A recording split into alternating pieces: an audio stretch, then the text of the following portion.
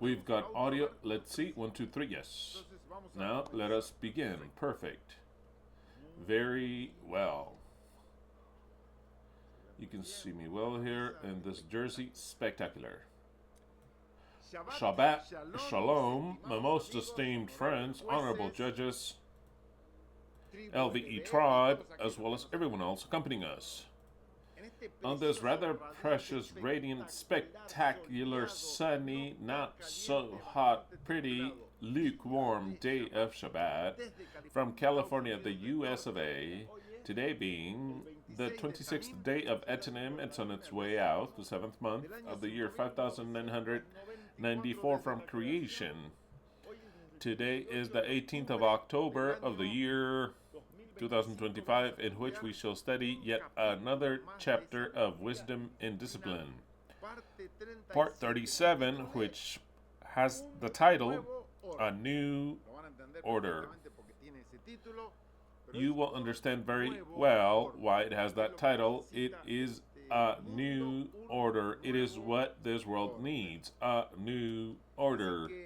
So then, quickly, we shall pass on to greetings of those who have had a birthday today. Vladimir Hernandez Cortez, Colombia. Maybel Azucena Hernandez, the US of A. Eduardo Alfredo Hernandez, the US of A. Marta Patricia Gomez Liberos, Spain. Lady Buitrago, Colombia. Ana Maria Castellón, Bolivia.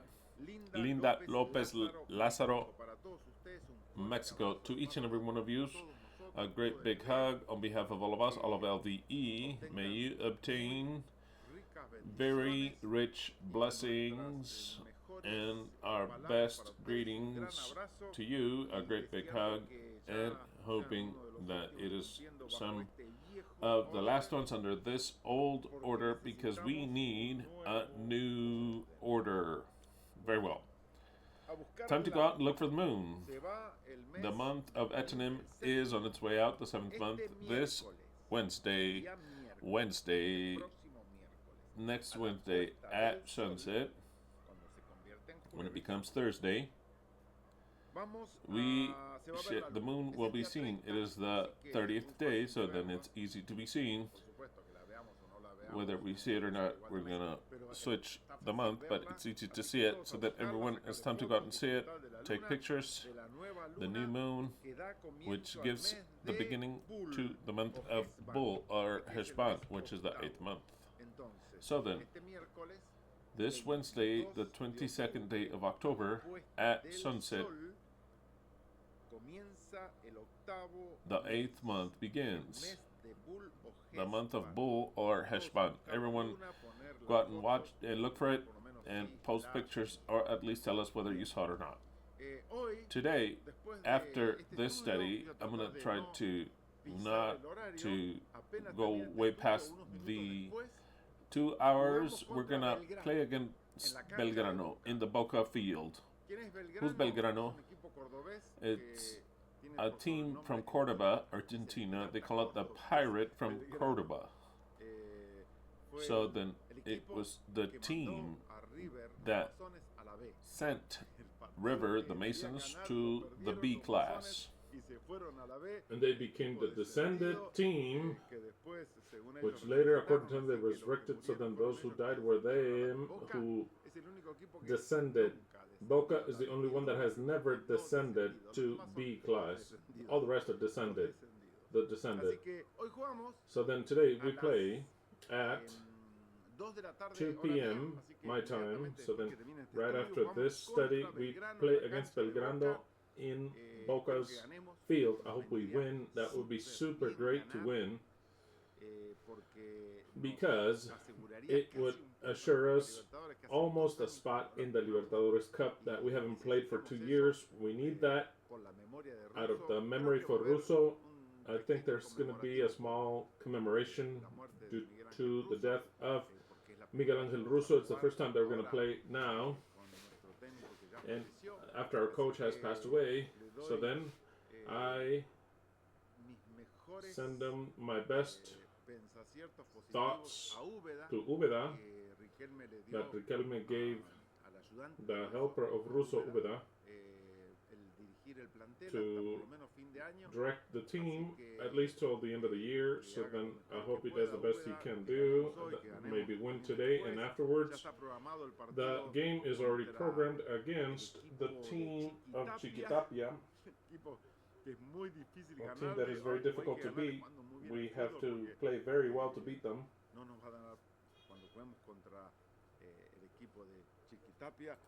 When we play against Chiquitapia, they're not going to give us penalties in favor. They will give us penalties against. They're going to charge everything in favor of them, but we already have a date, right? October 26th, apparently they reprogrammed the game that was suspended last Shabbat.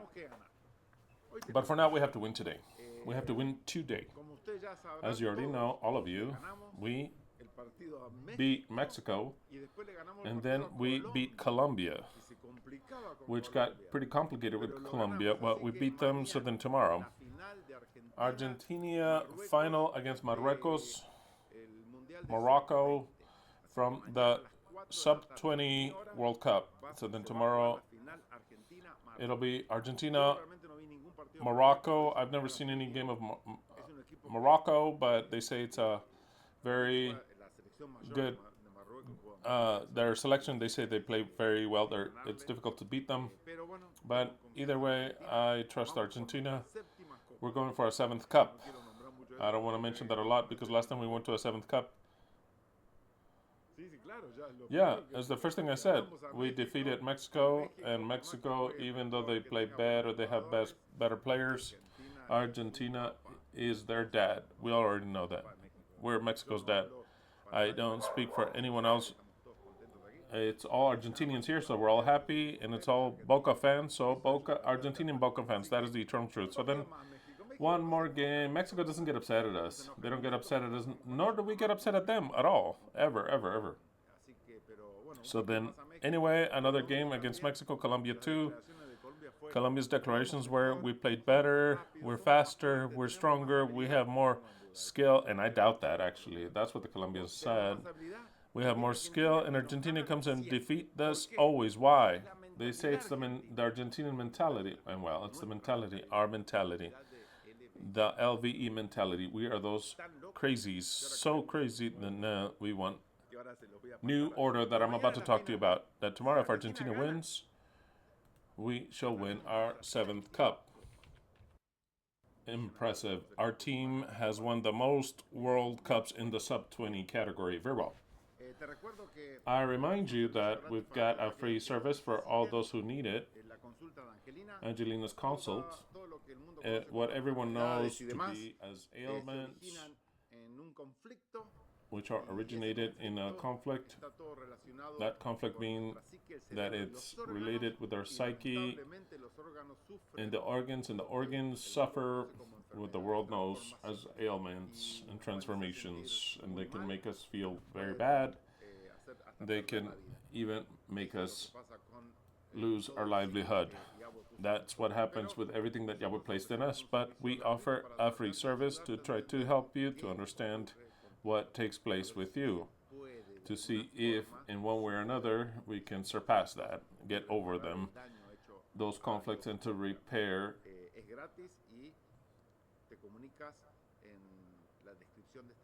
You can get in touch with her in the description with this video. You can find how to get in touch with Angelina's Facebook, and you write to her, you DM her, and you make an appointment with her. Remember that we celebrated Yom Kippur, which was our independence, when we understood and we placed all the injustices, the wickedness, sin, death, pain, everything upon Yahweh. That happened about a year ago on a Yom Kippur, in which we made a declaration. All of those who have not been in that declaration, they're just listening to me, or they didn't decide to sign. Back then, I have made another list, which is another list of adherents, and I invite you to become a part of it, those of you that want to. If you want to be a part of that list and you want me to add your name to that list forever, you have to write to me in this video below in the comments your name and what country you're from, and that you wish to be a part of the list of adherents of the document of adherence, where in 2024 we said where we signed our independence. Shema Israel, YHWH Eloheinu, YHWH Ekhad. Hear, O Israel, Yahweh our God, Yahweh is one.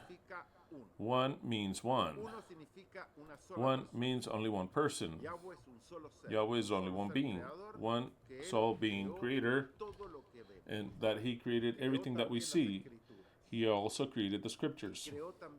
And he also created this whole mass of confusion that we have, which is the creator of everything, of good and evil.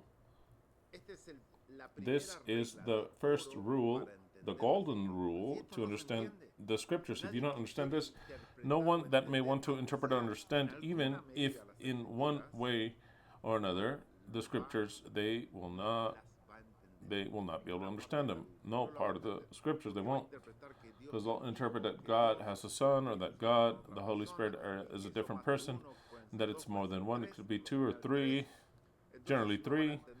Then they won't understand absolutely nothing, because they're going to think that God, their Savior, the one that's going to come and save them, is one of them.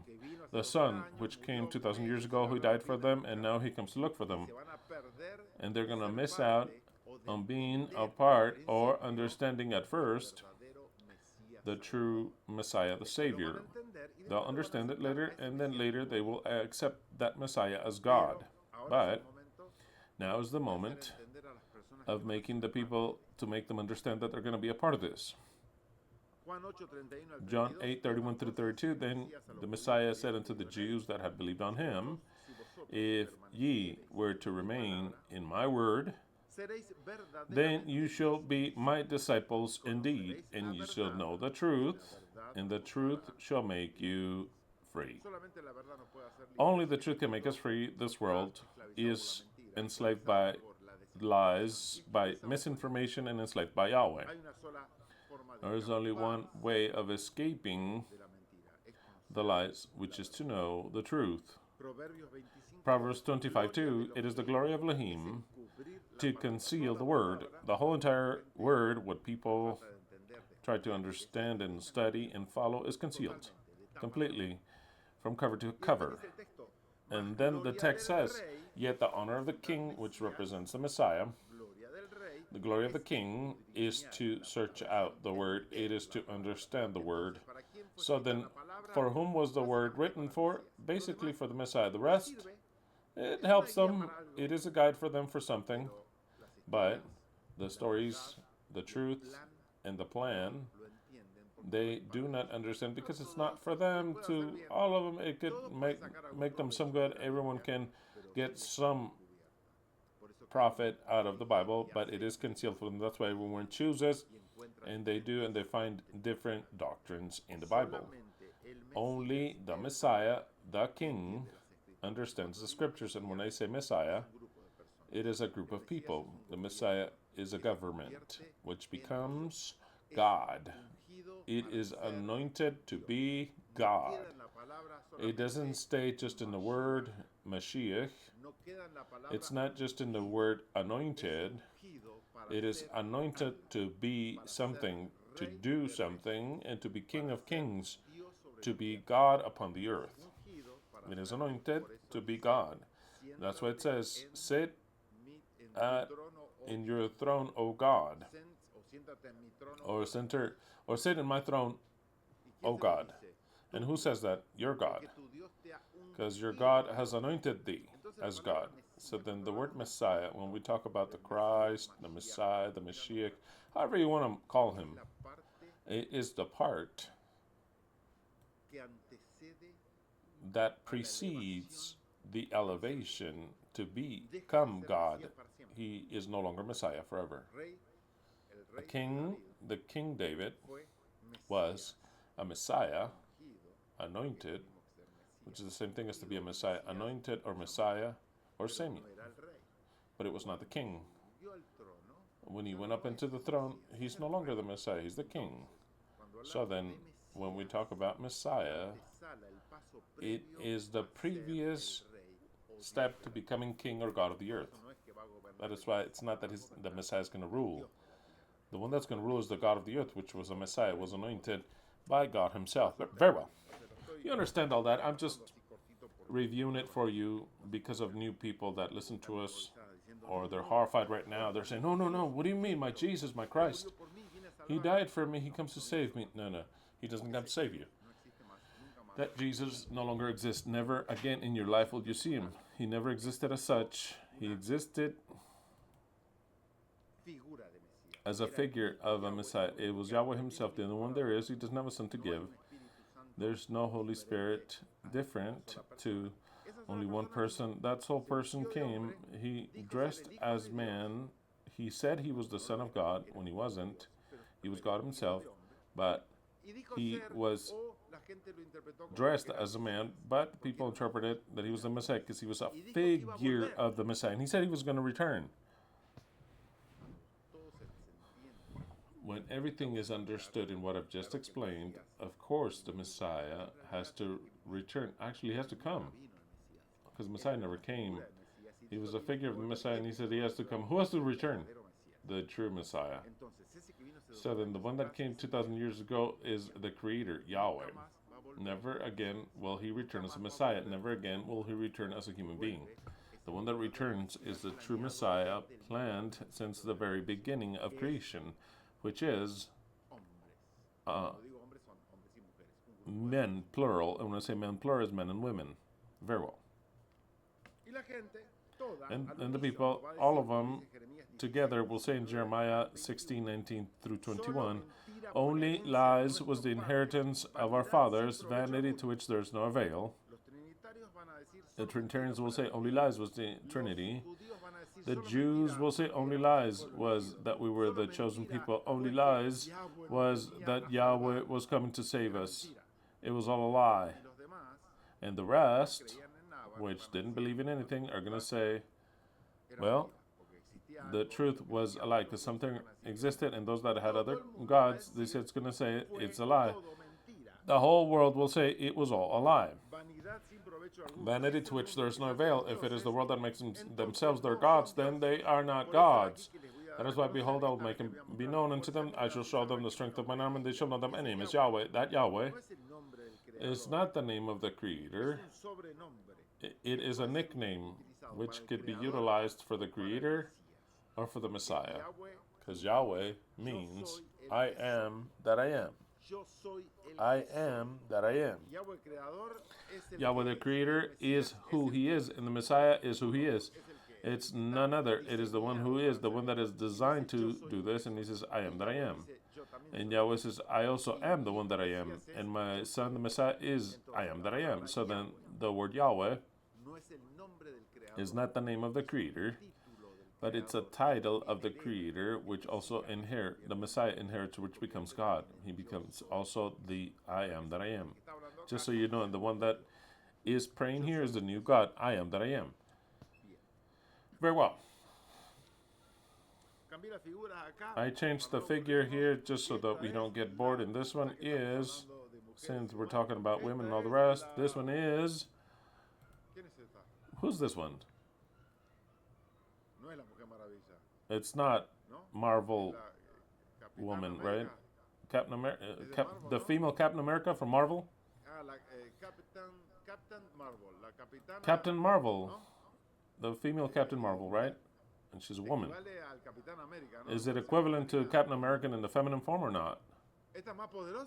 This one's more powerful. Oh, wow. Okay. Here we've got Captain Marvel. A blonde, which is very powerful. So then it goes well into what we're choosing to talk about today, and that they are with us, and so that she doesn't get sad, she is accompanied and watching her. This one, Eddie came just as an escort. Eddie, very well. We've got Lady Justice, and of course, a Boca cup that can't be missing. Back to the Future. We study everything that'll happen in the future. We go and come back from the future, and now we're gonna do a trip to the future of what'll happen, because we gotta plan it before it happens. And we've got where we live. We are enclosed in a flat earth, in a fish tank, and whatever the science says is a lie. We live in a plane that is absolutely enclosed, with a tiny sun like this and a tiny moon like this and painted stars. But we need a new order. That is what we need. Invitational text, the same one is that I'm using, Proverbs 1:2, New Living Translation.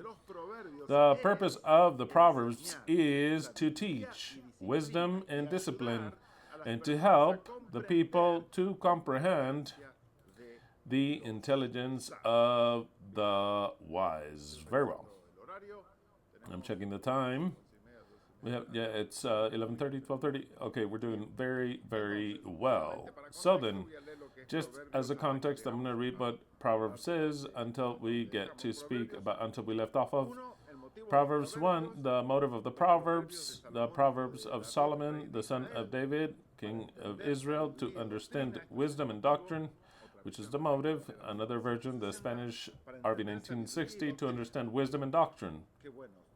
How good is that? What are the Proverbs for? To understand wisdom and doctrine, to know prudent reasons.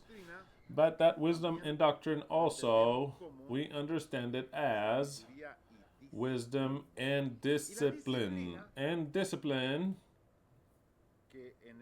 which in Hebrew is musar, discipline can also be understood as instruction and can also be understood as discipline and punishment. And what discipline is also, my favorite part is, aside from all that I said, it is the methodology to do something. It is the method that we will utilize to get to an end. And the method being, first of all, to originate an idea, and then afterwards to express it verbally, and then afterwards to take it into action. That is a method, because no one can design something without first having imagined it, or else it won't be anything good. And if you say things without having thought about them first, also you're not going to say anything good. You have to first think, and later speak, and later to take it into action, or the action. To think, the verb, which is the word, and then later the action thereof. That cannot be interrupted or be taken, that methodology cannot be taken out if something splendid wants to be done. That's why we, in this period, we start to design what we expect or what we intend to do, or how a new order has to be.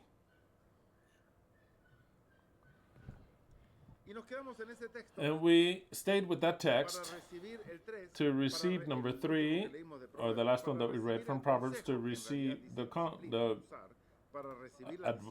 advice, which is musar, which is the methodology, which is the punishment, which is the instruction thereof, to receive discipline of prudence, justice, judgment, and equity. That is as far as we state. It's all words that there's no need for us to define them now, because I'd like to define and to do away with the concept that we've been studying in these last 2 subjects, which is the great problem that we have between men and women, women on her own, men on their own, the curses that men has had, that women have had, why do we act the way we act, and why we are all in conjunction on the earth unhappy. For what reason is humanity suffering?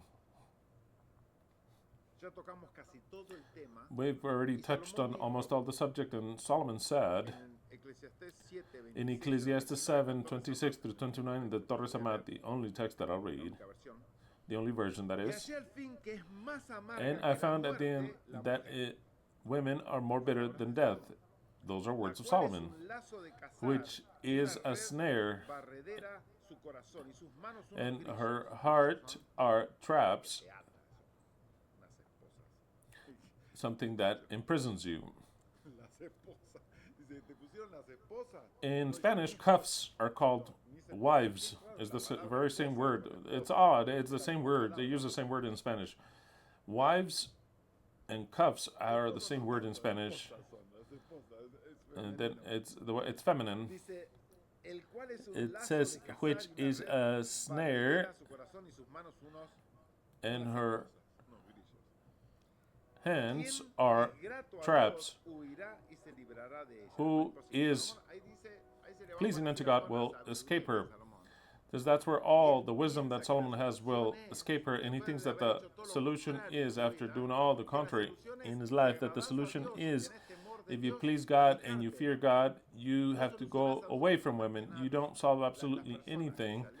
The people that run away from women actually don't get to do anything, because this whole entire creation is designed so that men and women can work in conjunction, although not well or not the rhythm that they should, and not with the happiness or the well-being that they would want, but it's also not designed to work alone.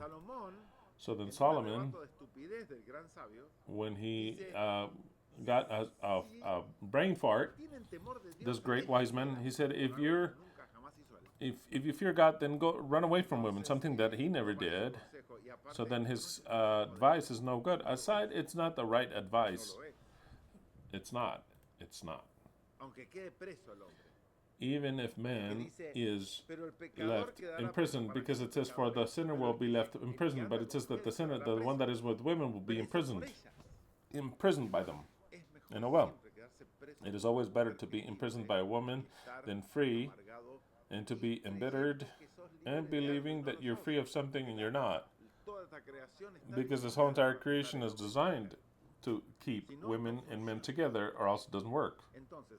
So then Solomon, in his great wisdom, was not able to see this, and he says that at the end. This is what I found, said the preacher, having searched one thing and another to find out the reason of the loss of so many men. He says the loss of so many women, which is women. I want you to understand what it says. I want to make this very clear, to say I don't see it in the same way and it's wrong, but I understand its reasons. I wanted to find out why so many men would lose themselves. When it says they would lose themselves, they would become useless, they were no good. It is women. Solomon says it is women. This is the problem. It is women. Look at how it took me. I had I don't know how many, and now I'm worse. That is what Solomon says.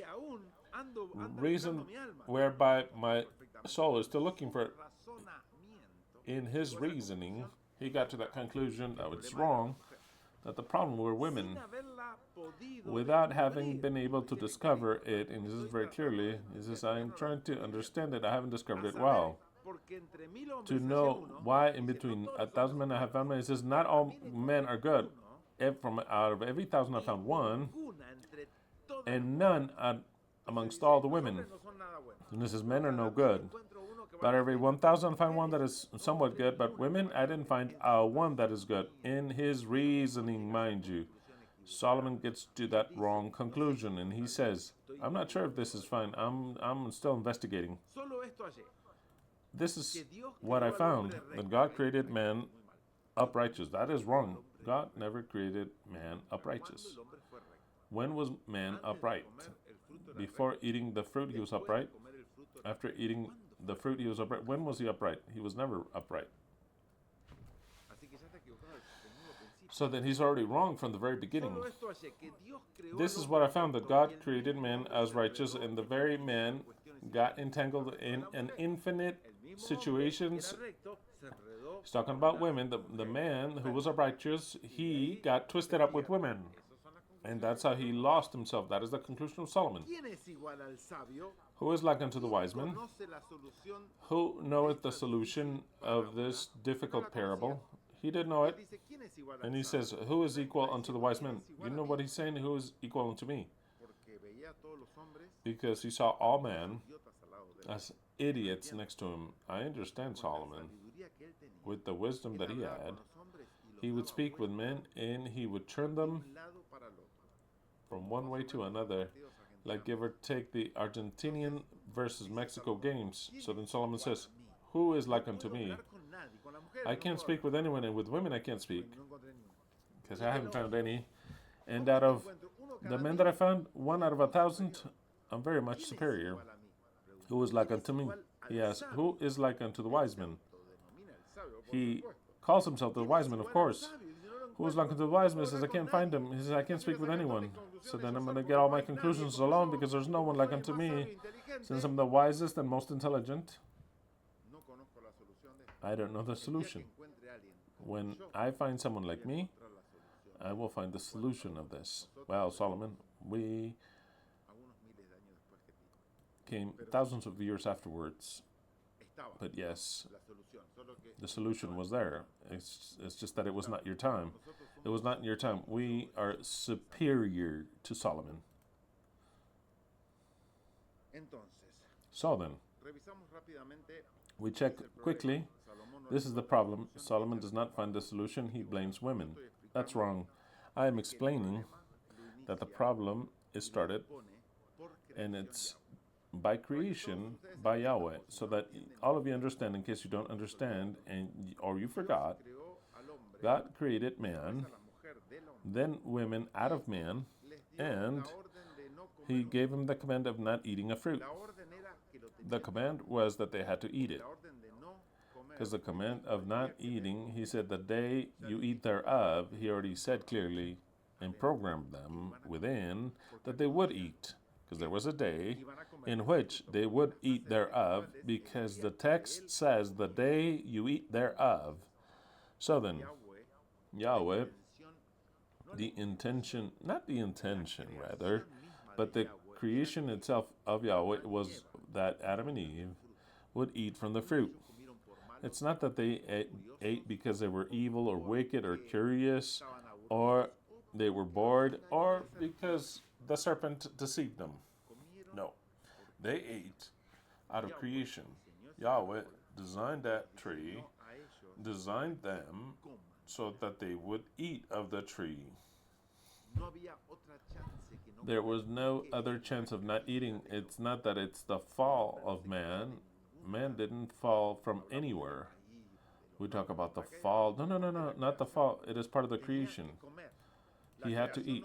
The creation could not advance, none whatsoever, if they didn't eat. So then, all of the curses, the anger and everything, because you did this, that is programming, absolute programming of the Creator being that from the very beginning programmed it, and the serpent that deceived him was the very same individual that created them. There's no such thing as a demon or Satan or the devil.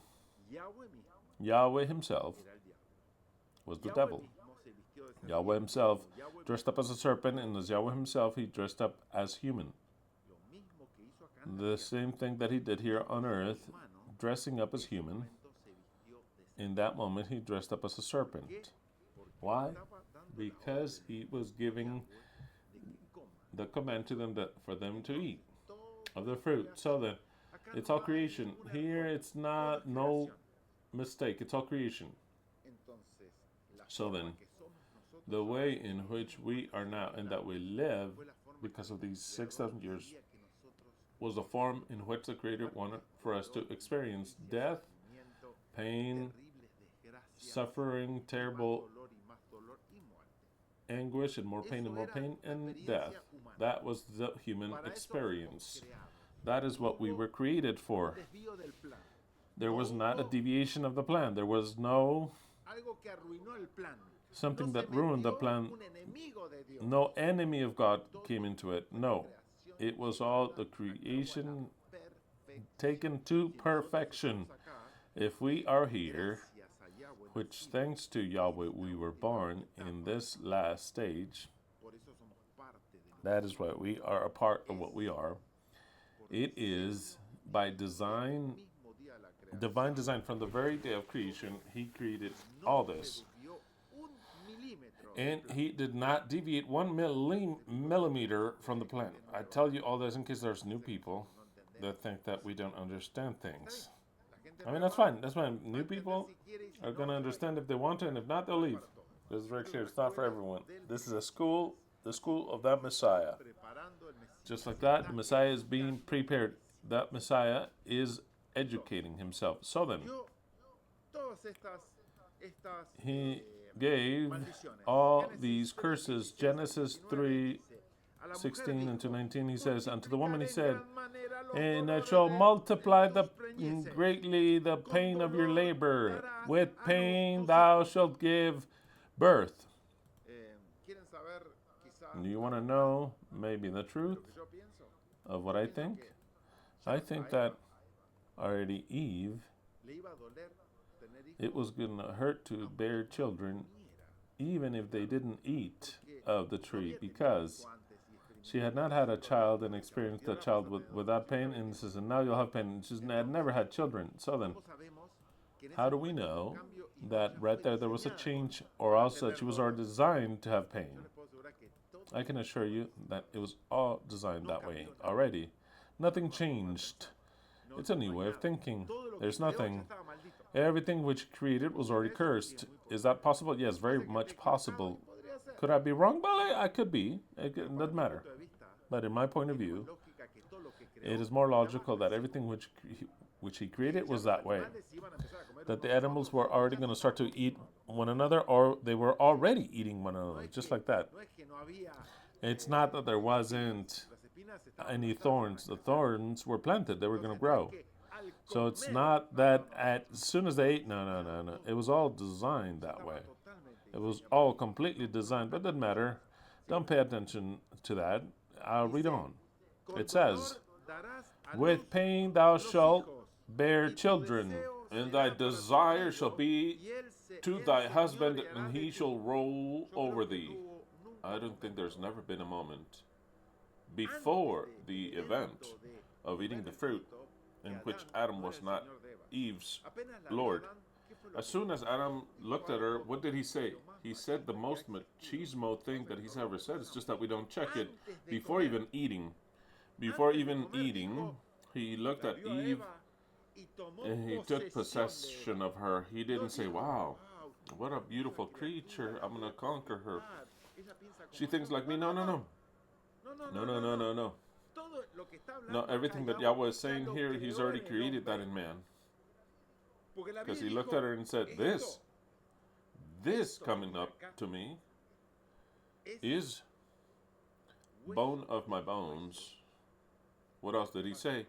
Flesh of my flesh. In other words, it is mine. She has no chance of being an individual. It is mine.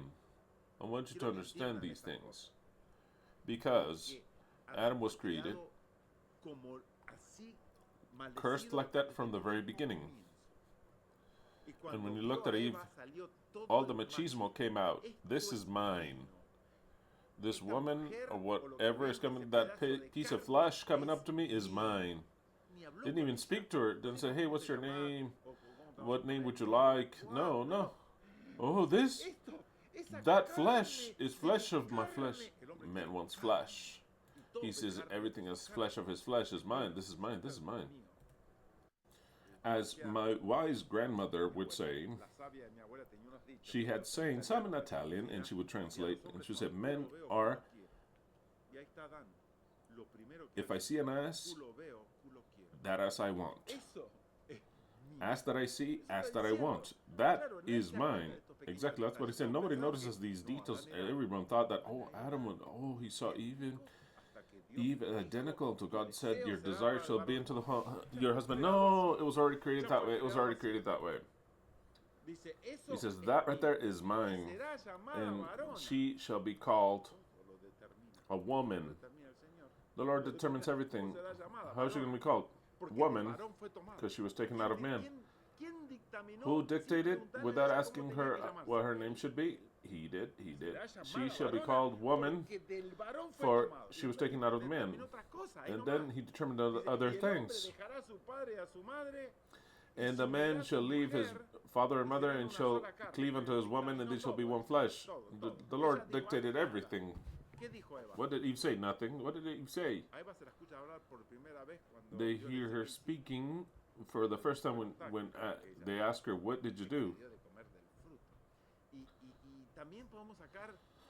We can also draw conclusions, other things. When my dad, who was a pastor, would explain the creation of women, he would give it a tender side.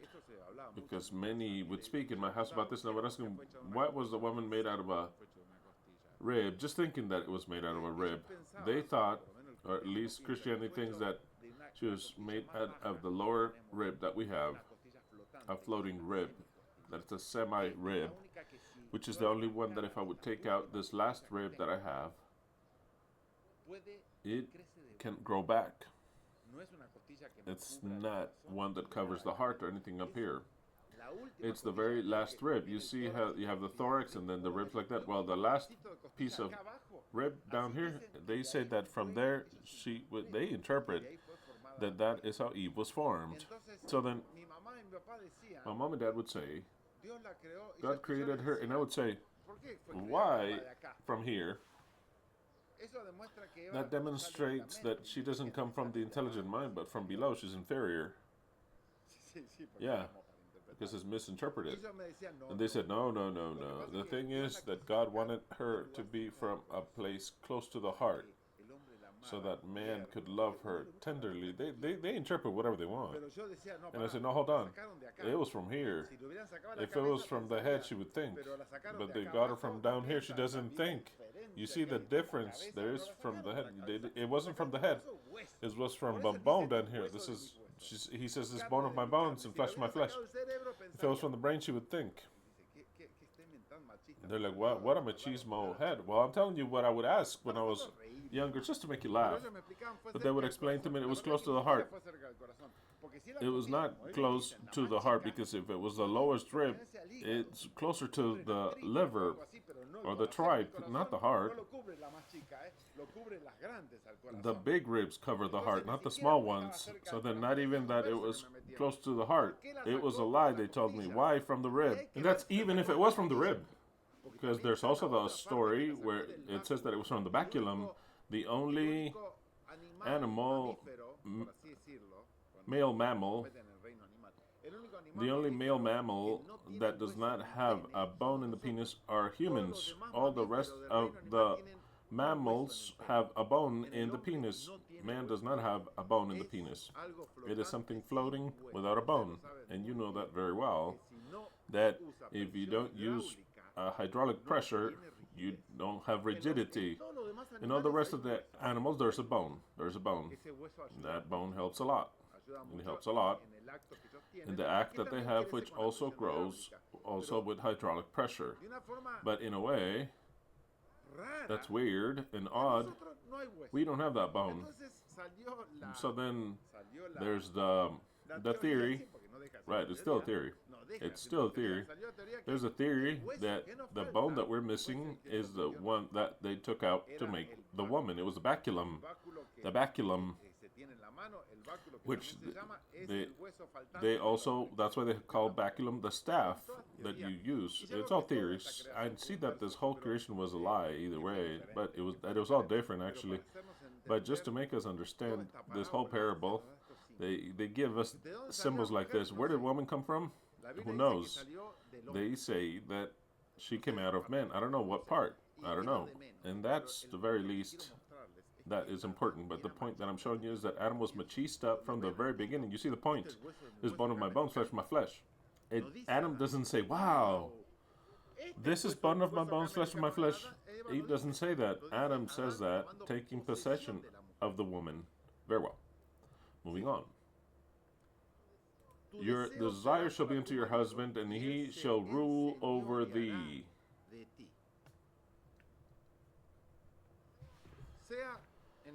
In whatever moment that it was created, or when later that Yahweh named it, I think it was created that way. Man was created with an information which is a curse. Very well said that it's a curse. It's a curse, yes or no? When he says this curse, so then what man has is a curse, a malediction, to want, to rule, direct, trample women. It is a curse for her and a curse for man. It is a malediction. That command is accursed, but it was the command, the desire, the programming of wanting to rule over the woman is in every man. They can control it through education. You can appease it, but it's still there. Lately, it's in the DNA of man. Recorded, rule over woman. The woman is for you to take control over her. It is recorded through the information, through beliefs. We can refrain this. This is wrong. This is wrong. This is wrong. I'm going to try women like an equal. But he has to be fighting against that information because the information does not leave. The information does not leave. But the more information that man has, then greater respect towards women begins. If man does not have an education, what happens in the poorest families of the earth and of all the countries, and as you see this a lot in America and in Africa and in Asia, is that he crushes the woman in such a way that is tremendous because he has no education and there's nothing that can refrain man, his desire that is imposed by a curse. The more education a man has, and he has more of a chance of saying that's wrong. And he knows women that tell him no, don't even dare. Then the guy starts to refrain that. The information, he can't delete it, it's there. But he educates it. The more educated is man, the more respectful he is towards women. The more non-educated, more of a brute, the more is the desire and the information that flourishes. It is an accursed curse. A filthy curse. 17, and to men says, wherefore thou hearkened unto your wife's voice, a curse in itself, because man has something which he rejects to listen to the woman's voice, or at least it is difficult for him to listen to it. Because there's like a rail or a programming that says, and the voice of God resounds, saying, don't listen to your wife. And man should listen to his wife, but the information he has, he doesn't listen. Don't listen to your wife. I do not like that voice. Shut up. I don't want to listen to you. Because there is something that makes that voice be rejected. I call it a rail, like in Germanic medicine. It is a curse, because if men were to listen to women more, he would have a lot more success. He would surpass many things, but man rejects to listen to his wife's voice, and it's all mixed up because he feels like he's superior of the woman and he wants to rule over her. And the woman wants to tell him things and things that has to be done for his own good and the good of the matrimony. The man says, I don't want to listen to you. What the fuck do you know? Shut the fuck up. So then all that comes together that I'm going to rule over you. Look, what am I going to listen to you to top it up? Last time you heard her, look at what happened. We fell into disgrace. You ate the fruit thereof. God said, wherefore thou hearkened unto your wife's voice. You commit a mistake over a mistake. There are men that do listen to their wives, and it solves many problems. There's Ozzy Osbourne's case. If it weren't for Sharon, he would have died. He saved him, resurrected him from his life, or else he would not exist.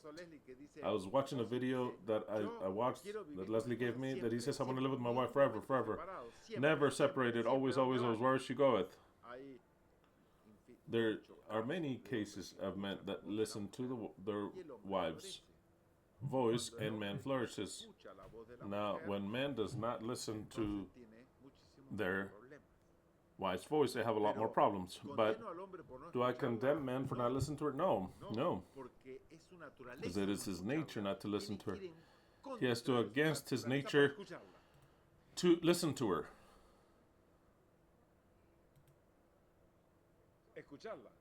To listen to her. Women said, eat of the fruit. We had to eat. Good thing he listened to her. Because if he weren't going to listen to her, we wouldn't be here today. We had to eat of the fruit. Yeah. It wouldn't have passed from there. Eve would have had to look for another male. Right, because he wasn't going to do it. So then, thanks to Adam listening to the woman's voice, because it's all backwards in the Bible, because God cursed us very nastily. It's all backwards. It's all mixed up. You see, for you, when you listen to your wife's voice, what was he saying? Good thing you heard your wife's voice, because it's part of creation. But now I'll tell it to you like that so you don't listen to her again. Because every time you listen to her, you'll be better. I want you to be better. So then all men don't listen to their wives. They don't. Why? Because they have the information backwards. It's all backwards. It's all backwards. Absolutely backwards. Solomon says, don't listen to her. What does Solomon said? Don't listen to her. Don't get into it. If you fear God, then get away from that witch. The worst thing that could happen in your life, because Solomon didn't understand none whatsoever. He had lots of voices of women. He didn't choose a good one.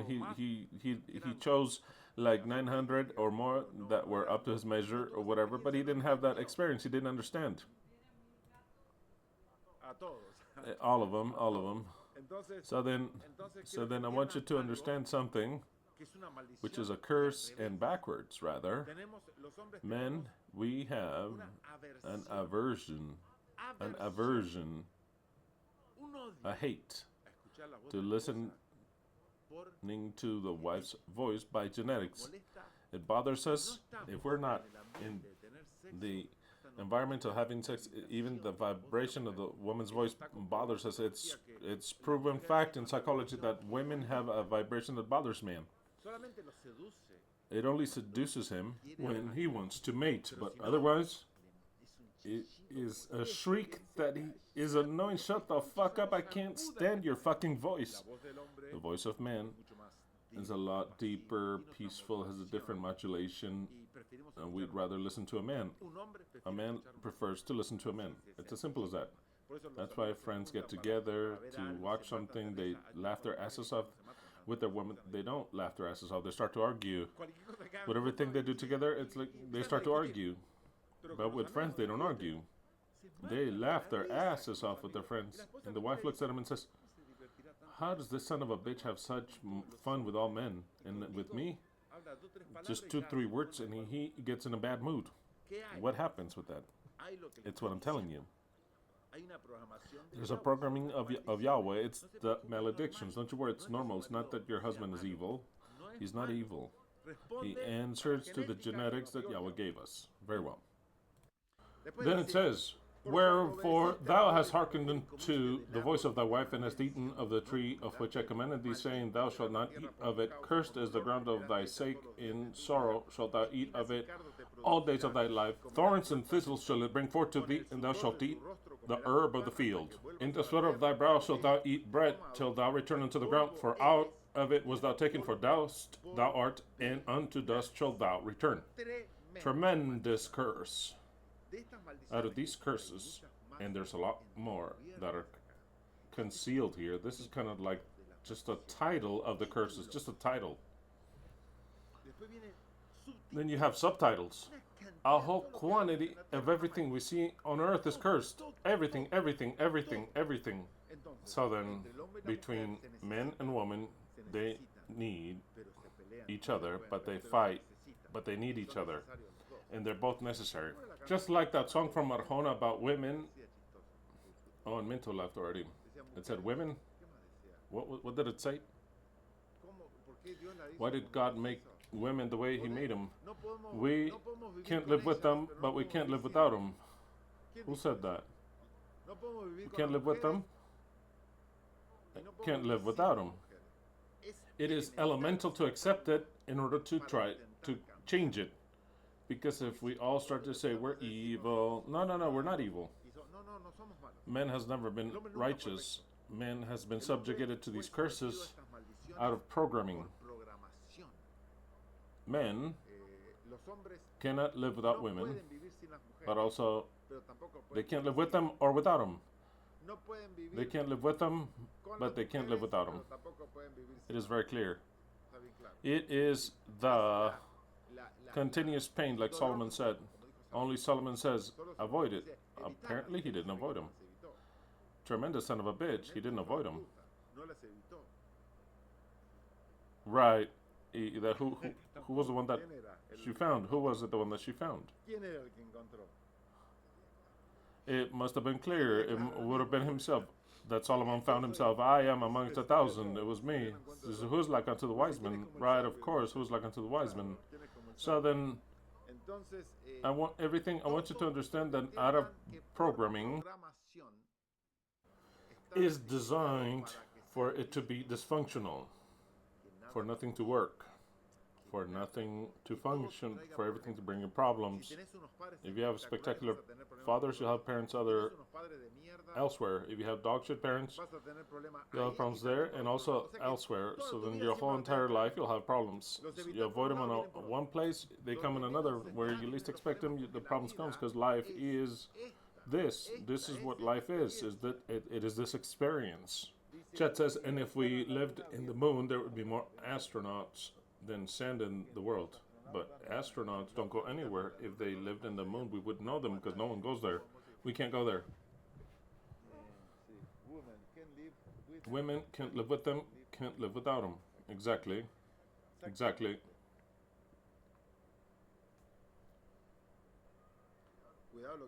Careful what you write down because your nature can come up and you can write whatever barbarity out there. Your thinner nature can come in. Your inner nature can come in. So then these curses that we have are tremendous. Women suffer. She's abused ever since she's born. And she becomes an abuser of man also.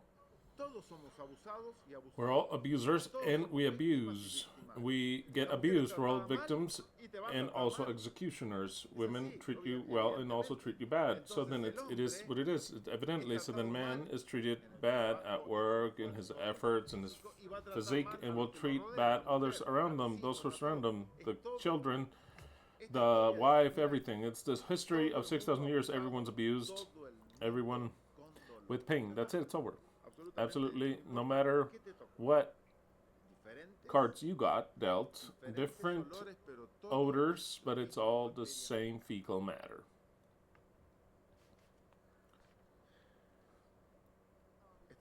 I was watching a game this week, and today's the final thereof in Arabia, Saudi Arabia, which is called Six Kings Slam.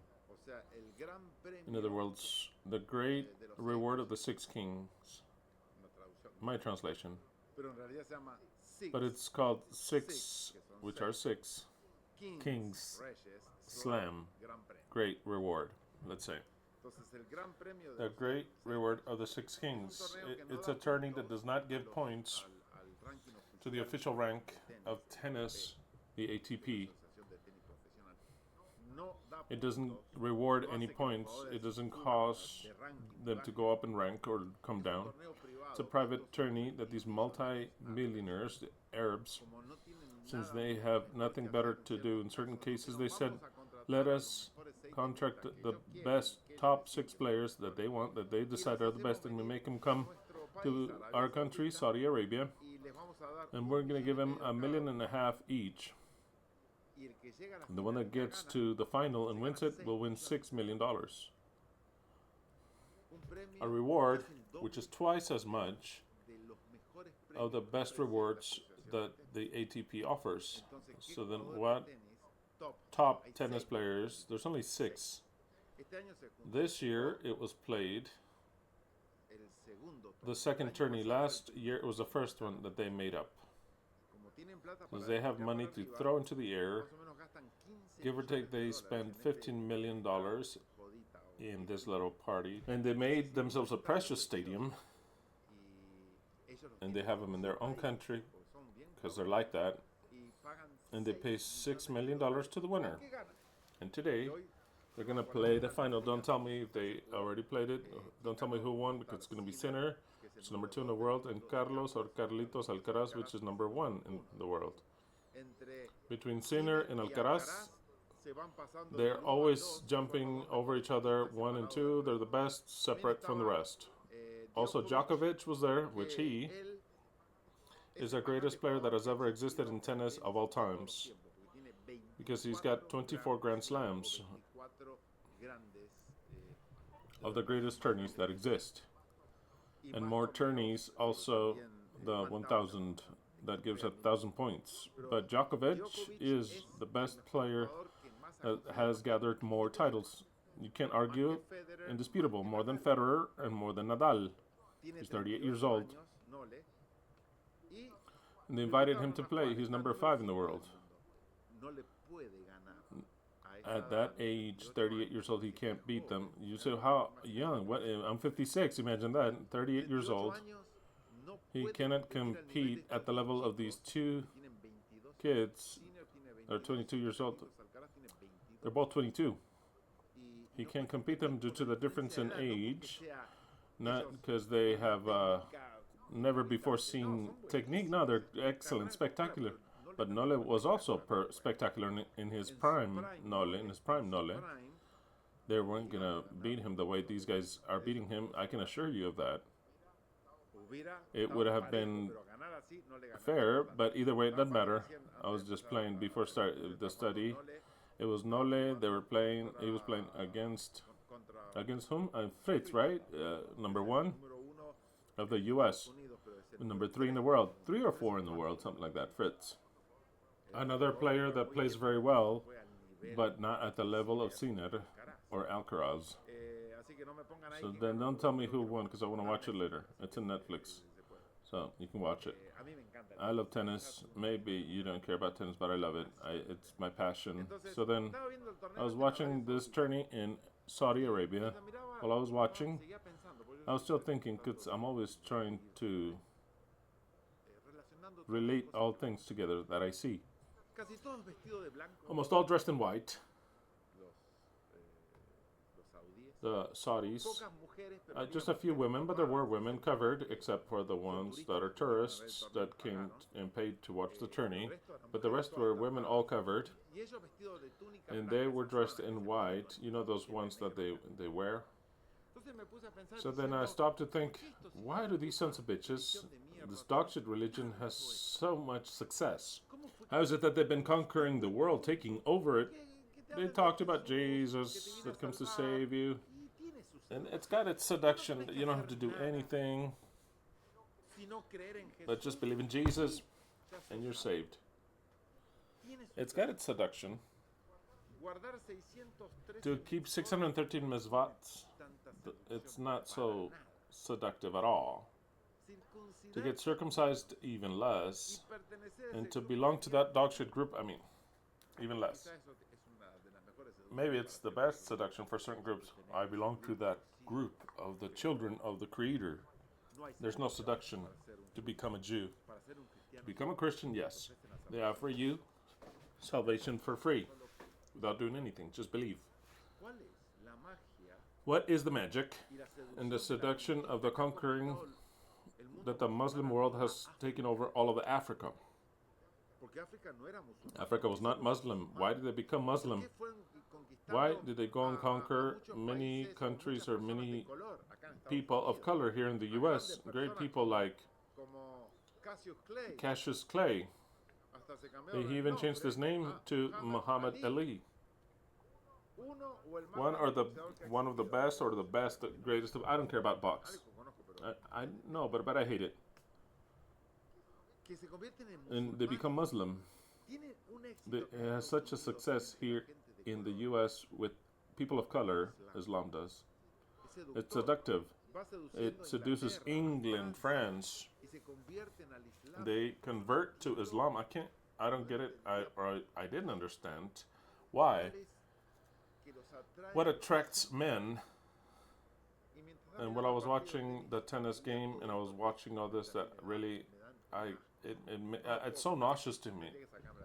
I would have to take out that belief, but it's so nauseous, all dressed the same, with those ridiculous robes. I mean, it just turns my stomach. I noticed, like, suddenly in my mind, what is the hook that traps men and entire continents to be seduced by Islam? Because for me, they had nothing to subject myself to Allah, to pray 6 days 6 times a day, kneel down to have to go to some place, to go around a box, to subject myself to the Muslim rules, and many other things. For me, it was so unattractive, the contrary to attraction. What is it that seduces man to go into Islam, and once they go in there, they don't want to come out ever again? Because don't believe that you're going to go to Arabia and you're going to speak of whatever message and they're going to applaud you. Oh, yes, free us, we want to come out. No, nobody wants to come out of that religion. No one wants to come out of Islam. They love Islam. What is the secret of Islam? I clearly saw it. Why Yahweh invented that religion. Some idiot called Muhammad, used by Yahweh. He said, with these guys, I'm going to grab all these and get them on this side because he likes all the polarization on this earth. It's part of the creation. It's not that he likes it or not. It's part of the creation. I found a secret that's so seductive of man. The absolute control and power over women. It is the exploitation of the curse of women. A man that since he was young, they tell him, look, you're a man, you're superior, you'll always have women crushed under your feet. She cannot talk back to you, you can't argue, you can't yell to you, you can even kill her. Right, the Arabs are going to hide many things. We don't kill women here. The true Muslim has the right to do so, and even when she can't bear children, or to tell her to fuck off and look for a very young one, and to have all the ones that he wants, and that none of them tell him anything. He doesn't have to listen to the voice of the woman. The Arab says, what a blessing, I have to listen to her. No, we even put a muzzle on her. She doesn't even have to live with me. I place her in a house to live behind my house. And when I bring my friends, the woman is nowhere to show up. I'm with my friends and the woman will do what I tell her to do. Crushed. Never a protest. If she protests, I'm going to punish her. I can punish her by hitting her. I can chastise her, putting her in jail, or even taking her life. What else do I want? A brute man would say. I have that information within. I feel like I'm in heaven. It is the maximization of the curse. That religious group, which worse, they treat women the worst. That's why men are seduced. Here, it's not whether Allah will save you. No one can give a fuck about Allah, even though it seems just like the Christians could give a fuck about anything. They go for other reasons to church. Now the Muslims love. Hold on, something weird popped up. Kind of Muslim here is my PC. The Muslims love the absolute dominion of women. To crush her under their foot, and they feel like they're in heaven because they have that information. All men have that, and when they discover it, they can let loose. They say, this is the best thing ever. Ever. I would never go into Christianity where I have to respect women. Ever. Ever. Women is nothing.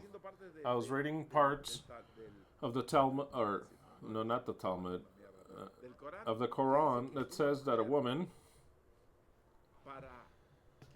in order for Allah to be pleased by her, she has to cover herself and shut the fuck up. Magnificent. Cover up, shut the fuck up, and don't say anything. And a man can violate her, mistreat her, and have all the ones he wants. So then in Africa they say, and what do you offer? Well, I offer complete control of women. Wow, I mean, that's excellent. The more ignorant and with less education human is, the more they embrace that doctrine. Because they love it. It is religion. If man has that already by nature, to discover a religion that allows you to let loose to your lowest desires by nature, it's the best religion in the world. Wow, I mean, let's go forward. A woman can't rebel against me. She can't yell at me. She can't talk back. I can mistreat her and have many women. And praise God? Yes. Where do I sign? Then I see these sons of bitches, which I detest completely every last one of them. All the Muslims, I detest them. I saw such a face of her happiness to have that dominion over the women, and the women subjugated already. They're castrated spiritually because since they were little, they teach them you have to obey man. Shut the fuck up because they'll just kill you. And those who rebel, those who start movements for the feminine movement, they kill them legally. So then it's all fine. So then it's all fine, they say. And you have a God that loves you, and if the more you act that way, they love you the most. No, how are you going to come and preach to me about a Jesus or a Messiah? Nah, I'm fine the way I am. And if I die for my God, aside from all the ones that I've had and I have, he's going to give me 7 virgins. If I blow myself up from my God, he gives me 7 virgins. He rewards me with women. I mean, I don't want any other religion. Forget about preaching to Arabia. It's not that the government will persecute you. There's no need. Every Muslim will persecute you and kill you, because the least they want is to have a different God. So then it's going to be very difficult to change, and it's part of the solution. Well, watching tennis, I noticed what the seduction of the Muslims is. That's the way it is. That's what it is. And it's always had success in the lowest of people that exist, in the most primitive. It has solution right there, and then you can make her study.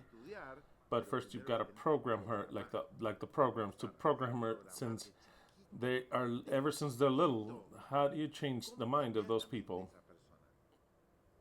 The Messiah says you have to be born again. He told the Jew, you have to be born again. He told an Arab, you have to be born twice over again. I don't know. You're gonna really big time be born again. And the Christians, you have to also be born again. Everyone has to be born again. But the Arabs, they really take the prize. This one is really going to cost them to live their dominion back. Who wants to live their dominion back? Who wants to leave their power over women? It is very difficult. Once you obtain it, you don't want to let it go. It's like asking the government to leave the power to give the power to us, ever. In fact, they'll have more power even with time, as time goes on, because they want power to have more and more. It's the same effect.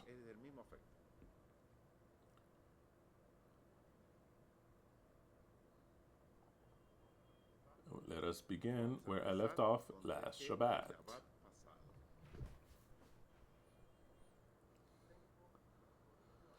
I have the solutions, and these at least are the first ones that we shall implement in the new kingdom, because we need a new order. The order of these 3 things that I'm going to say doesn't matter.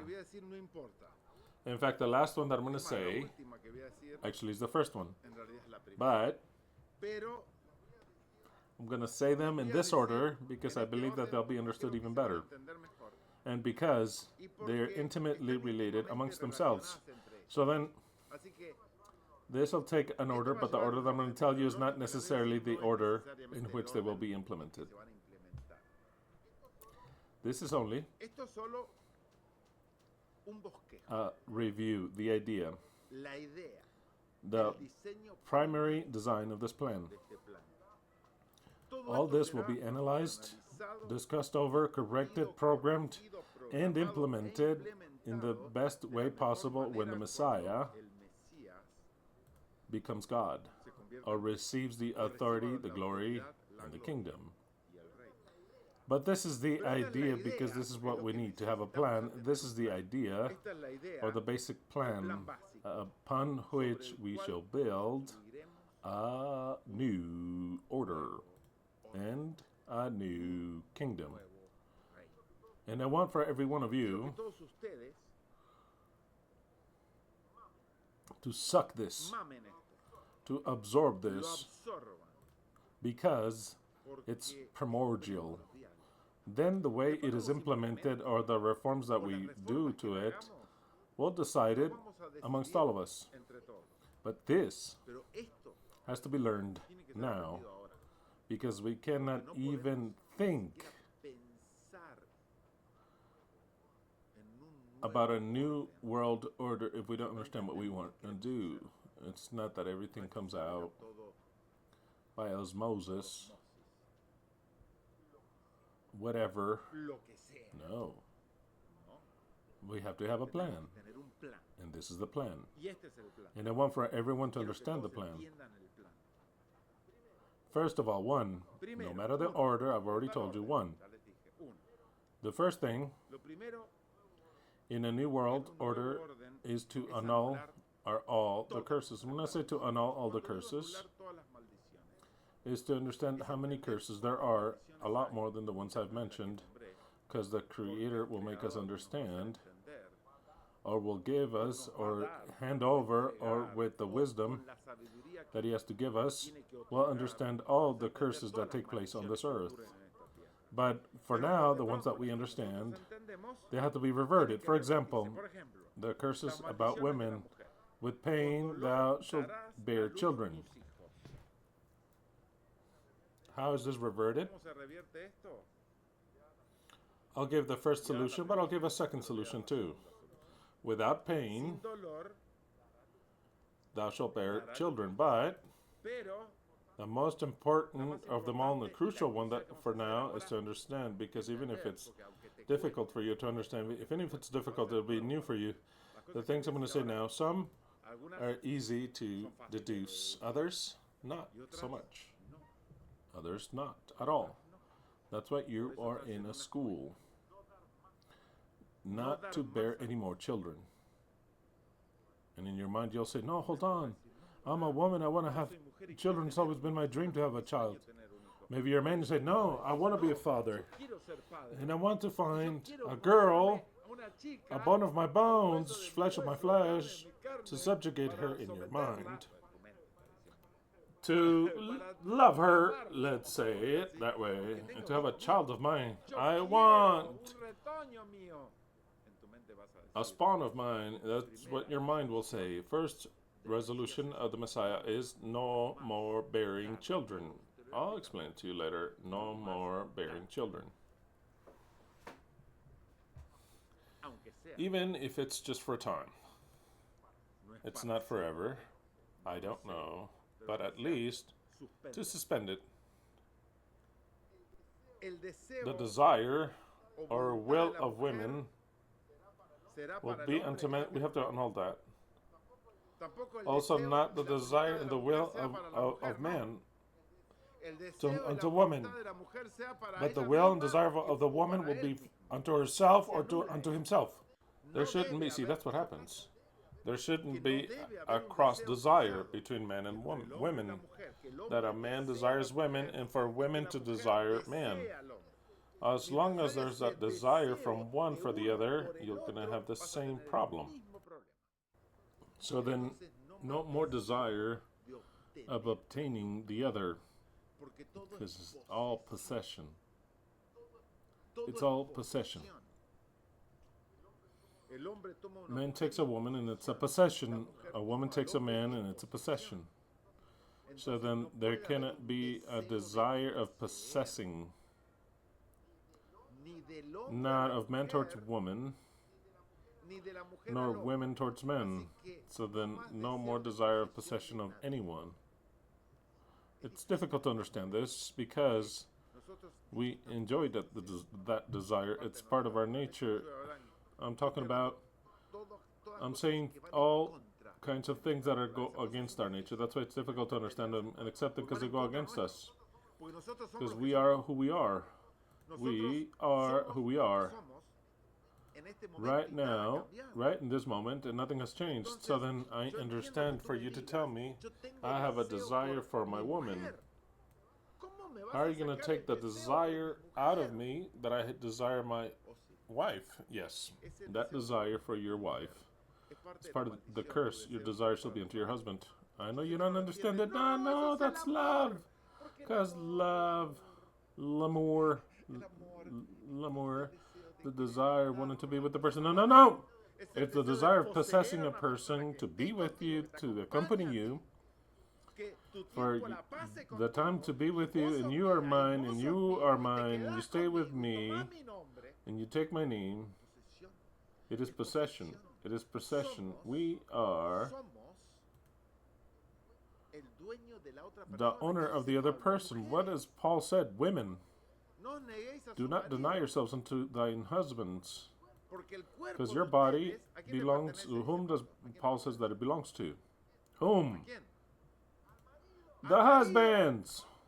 And men, do not deny your women because your body belongs to the woman. To the woman, you don't own your own bodies. You don't own your own bodies. You have sold your bodies to your woman and to your husband. And you shall be one. And if you're not one, then you shall be nothing. Excuse me? Yes, Adam. Yes. You will be one with me, whether you like it or not. I don't be one with you. I'm one alone. No. You're one with me because you are my wife. And that's where all the problems reside. So then take out the fantasy about love, the fantasy about being enamored, the mystic enamorment, about the birds and the bees, because it's all aside of the possession. Absolutely. They want to stay, or those who defend this, they want to keep with the romantic part of the situation, when the real part is a possession, cuffs for both of them, and afterwards to assure than hell. Because there comes a point in which they won't understand each other, because never two human beings will be one, ever in life. Forget about that. That is a biblical lie. You'll never be one. You are two. And you have always been two. And they try to fuse together into one, but they're not one. If they get to be one, it's because one. How do you say when you absorb the other one? There's a word in chemistry. When one eats the other, it's because one ate the other and they become one. The couples that really are, not in the romantic sense, but actually one, it is because one ate the personality of the other, and the other one is zero to the left. The other one is one. Who's the one? The one that guides everything. That's number one. The other one's the zero. The zero, just like that, a zero. Is that well said? Phagocytosis, it phagocytes the other self. To phagocyte is when one cell absorbs the other. I have two cells. And when they get together, one goes gluk and eats it and says, another one. How pretty. Both cells became one. If matrimony is one, is because one is a zero. One was annulled entirely. Because they are two brains. One has to be annulled, subjugated, punished, abused, and become a zero. For them to say we are one, when a real couple are two, they are two. So then the lies about the curses and they shall be one, telling Adam and Eve, that I believed my whole entire life. We're not one. We're not one. When the Messiah said, I and the Father are one, yeah, because he was one. He was one. He wasn't alone, the son of a bitch. It's not that he and the Father are one. No, he was actually one person, the same person. He had seen the Father has seen me. He says, I and the Father. He says, me and the Father are one. He says, and you want to be one? No, the disciples can't be one. They can't be one. In the sense of saying, yeah, we have the same mission. That's fine. I accept it. I accept it there. We can be one, saying that we're from Boca and that we're all Argentines. We're one. We're one. We don't accept anyone that is not Argentinian. Somebody listening says, what are they saying? Yeah, because here we make you Argentinian. We baptize you as Argentina, no matter where you were born. Argentinians are born anywhere, in Colombia, Mexico, Chile, Ecuador, Spain, but they become Argentinians. That's what we're all Argentinians. That is why we're all Argentinians. We weren't born in Argentina. Some couple were born in Argentina, but most of us were not born in Argentina, but we decided to be Argentinians. Just like we decided to be of Boca. That's it, it's over. So then we're Argentinian. Just so I understand somebody that's not understanding. In that sense, we're one. But when they say that the couple is one, actually they're not one. They are two. But if one phagocytes the other, they are one. That is how generally it occurs. If they don't phagocyte, they separate. But this is all a mistake, because they should never have been one. They should always have been two. Best friends are not one, they're two. Because two heads think. But when they're one, only the one of the male thinks and says, you shut up. I don't want to listen to you. I am the head. He says, but we're two heads here. No. You are a rib in the best of the cases. In the best of the cases, you're a rib. And the rib does not think. The rib has no brain. So then, shut the fuck up.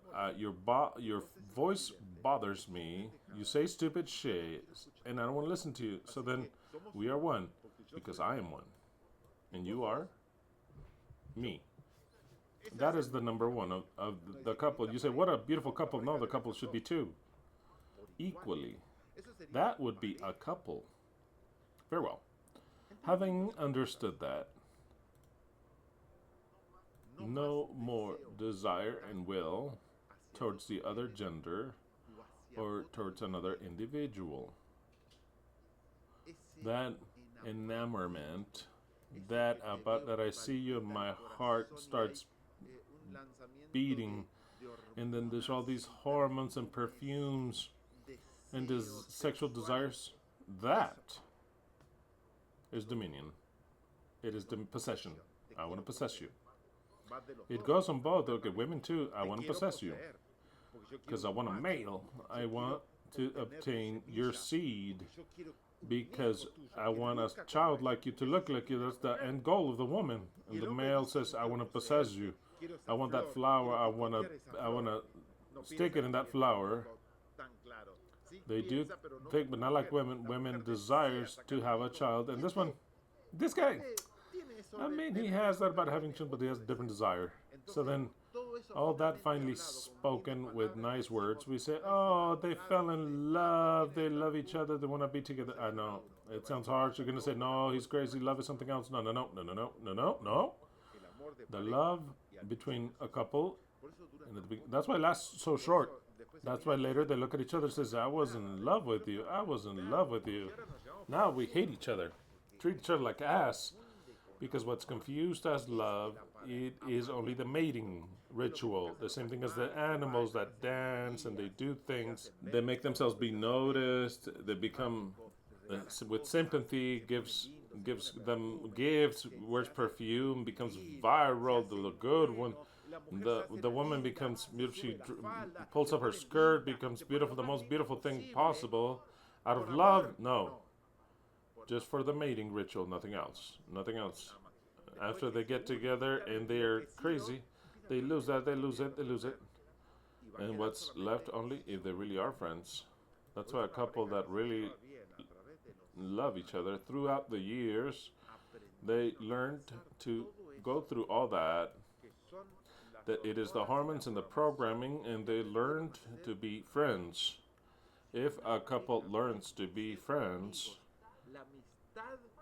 the friendship, the most common one that you could have, just like friends. If the husband and wife are able to achieve all of that, and they confuse it with love, and they are able to become friends, and they love each other as friends, that couple will continue throughout all the years they want. And really getting along because they learn to be friends. And being friends, they also enjoy not of the intensity of when they met each other, that need, but they develop new feelings, new emotions between the two, and they enjoy it in a way that it's even more deep what they do, which is sex. Even deeper, they enjoy it because it's no longer the basic need. They don't enjoy sex because within it says you have to have children. They enjoy it because they like each other as friends, but that does not show up at first in the couple. It doesn't show up. Basic needs show up at first. I need to be married. I need this man. This man is a good project. It's all mental. Subconscious. Not that the girl is thinking. She is, oh, how I like this guy, this blueprints. That is what they think consciously. Their subconscious think this is a good project. He'll be able. He's viral, and if I have a child, it's a good project to have with him. But that is cold in the primary brain. Cold. It will feed me. Will defend me because he's very viral. He'll defend me because women basically look for protection, sustainment, and somebody to get her pregnant. That is what the woman is looking for. But she doesn't think about it that way. That doesn't come into mind. Oh, this one will protect me well. Okay, yeah, no. It doesn't work like that way.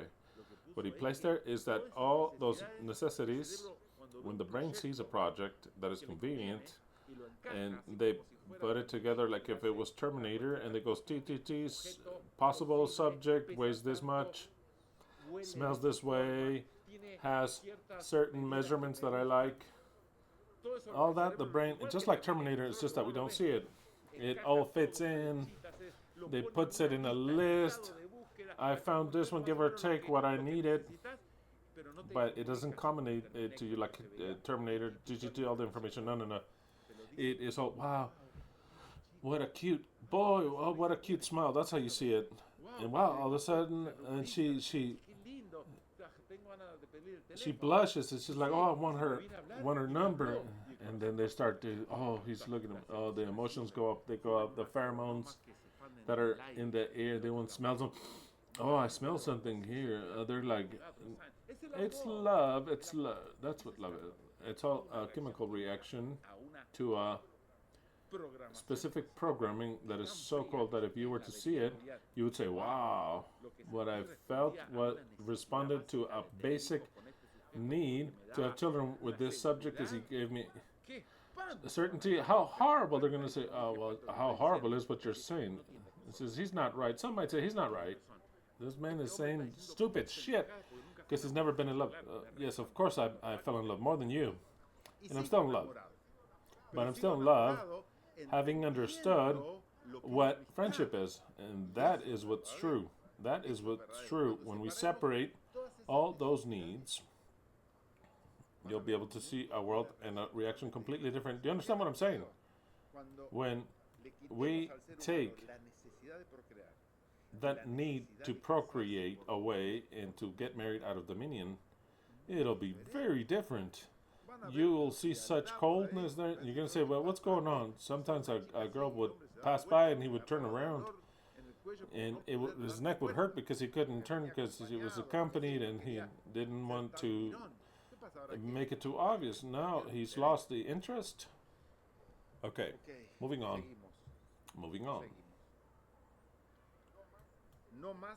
No more lordship.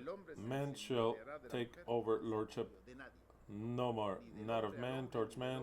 Not of women towards men. No one. Curses of man. This is basic. Curses of man.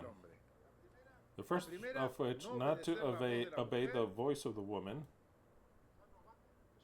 He won't have to have a woman to listen to, so then he's not going to have that ear closed, because you have to open the ear to listen not to just to women but to everyone. Because if I were to say that man, if I turn it over, now you'll understand it. If I turn it over, that it says obey the voice of your wife, then it would make it into the same misery when he doesn't want to listen to her or when he needs to listen to her. So then if you tell men you have to permanently listen to the voice of the wife, then the woman will take advantage of the man and do whatever she wants with him. So then there's no need to listen anybody's voice. There isn't. It's not the contrary. There's no need to listen. A husband or a wife. You'll understand why. Cursed be all the earth because of men. Well, that's very easy. The earth has to be blessed because of the Messiah, not of men. The earth shall be blessed because of the Messiah. So then how do you revert that curse? The Messiah has to say, because of me, for out of my cause, not of man, because of me, or because because of my nature, I'm going to bless. And starts to, it includes animals, the nature of the animals, the change of nature, for them to not eat each other, for them to not reproduce. Or else they eat each other and they start to reproduce. And then you'll have a world filled with rabbits. You have to study all the cycles, of which God has to give us a manual of what He did. All the cycles of life of the animals, in order for some animals are not the food of another, but in turn to not reproduce. Because we don't need them to reproduce anymore. Or else the reproduction would be continuous. So then, no more animal reproduction unless we want to reproduce more because there's a need. But the animal reproduction is cut off because an animal is not going to be the food of humans or other animals. An animal does not die, so then they don't have to be reproduced. Do you understand what I'm saying exactly? And all who died, if we need to, we'll start to resurrect those who died. Just imagine all the dogs of which the owners would want to have them back. There's no need for the dogs to bear more dogs. Let's recuperate all the ones that died that we remember. There's no need for them to have more dogs. Why are they reproducing dogs now? Because they died. If they no longer reproduce each other, then the race becomes extinct. So then the primordial function of reproduction is out of mortality. Record that first. What is the function of reproduction? The mortality thereof. Death. Very well. Understand that, because I'm going to show you things that are brutal in the Bible today. Brutal. So then, all things have to change. The vegetables have to change. Why do we want thorns and thistles? What for? So for them to poke home. For the flower? No, nothing. The Messiah will restructure vegetation entirely. But he has to have all the list of all the vegetations that exist. Yahweh has to hand it over, just like a owner's manual. And when I buy a car, he has to give him the manual of creation, where all the species of animals exist that there's ever existed, and all the vegetables ones too. How everything works, and how we're gonna make it work. It's not that we're gonna be testing. Oh, we messed up here, and oh, the whales died here. No, just an example. I'm just saying, it isn't so. We have a manual, the builder's manual, which he has to hand over to the owner, which will be us, in order to reform everything. It is an idea that's pretty new, what I'm saying. Of course, Elohim has to work with us in that aspect by teaching us what he has done in the creation, what he did, and if we would like to improve something, what would be more convenient, because we're going to reform everything. Exactly. It's not that we're going to go and do whatever we want like animals. No, of course not. God doesn't act that way. Okay. And thou shalt eat with pain every day of your life. Of course. I mean, what a stupid curse. Pretty easy to revert. And it'll include all of human beings, men and women, to eat with pleasure and satisfaction all the eternal days of our life. Of course. Everything that is, I already told you, thistles, thorns, plagues, anything that is animal, vegetable, microscopic, all those things will change entirely. And the function of why bacteria, which are necessary. What are we going to do with things that go rotten? Because I don't like the smell of rotten. Because could we do it in a different way? Of course. We could do it in a different way. Are we going to get the energy not from a battery, not from salt? Energy has to come electromagnetic, which is the force of gravity. And I don't believe in the theory of gravity that says everything spins around a nucleus. No, not that, but what it is an attraction that you can measure. Yes, that, and that attraction, it's enough, strong enough, so as to generate free energy. How? We shall understand that when we get there. But free energy does not come Not from solar, something ridiculous. We're going to have solar energy, nor from petroleum, nor from the wind. None of that. Nor batteries, nor lithium.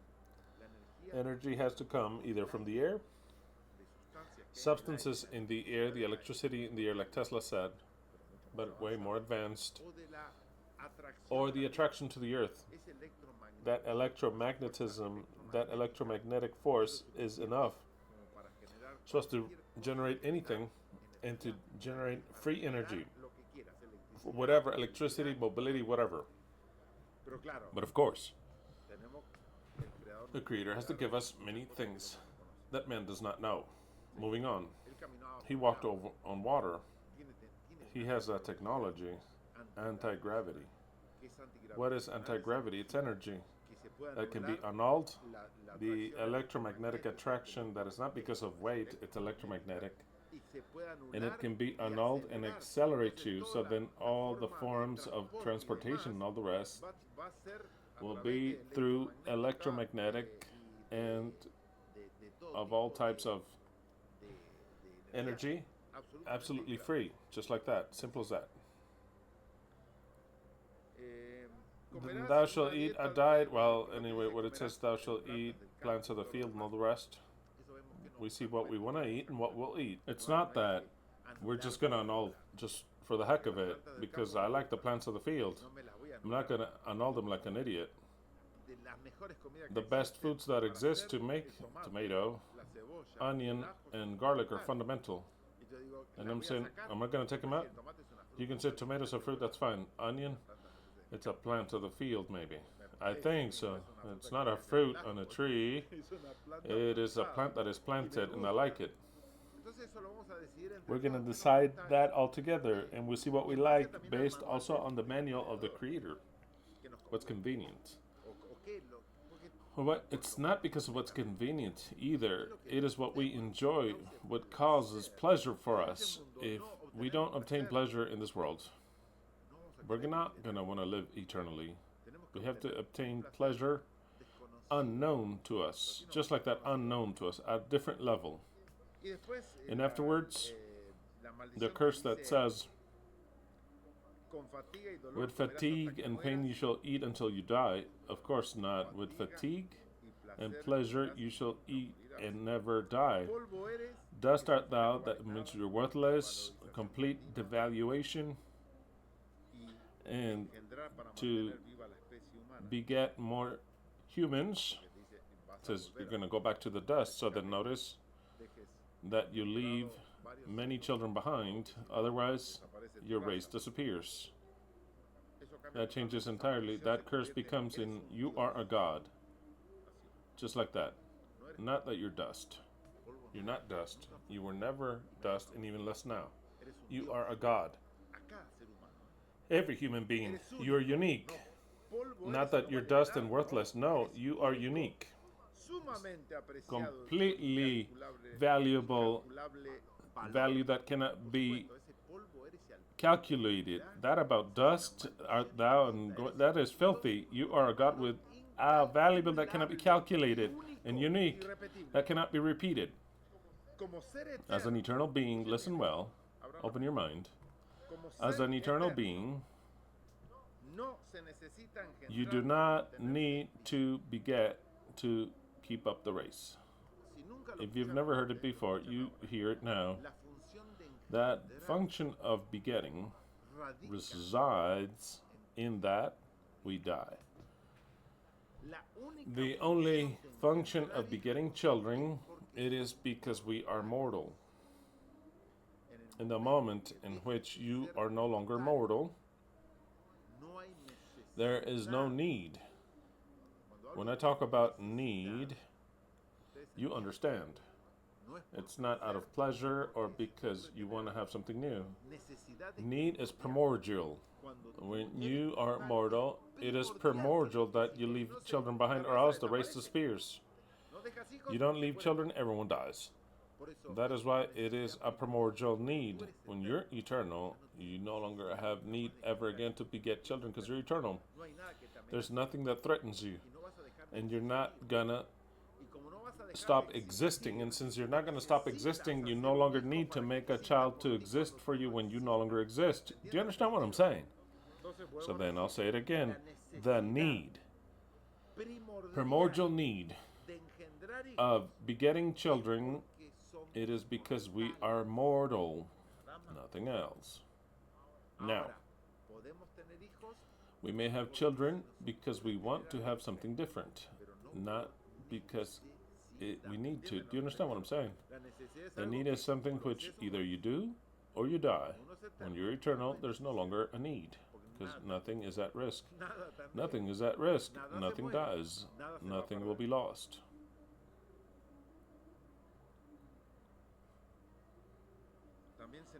We also need a climate change entirely, not just the animals and the vegetables. The climate has to change.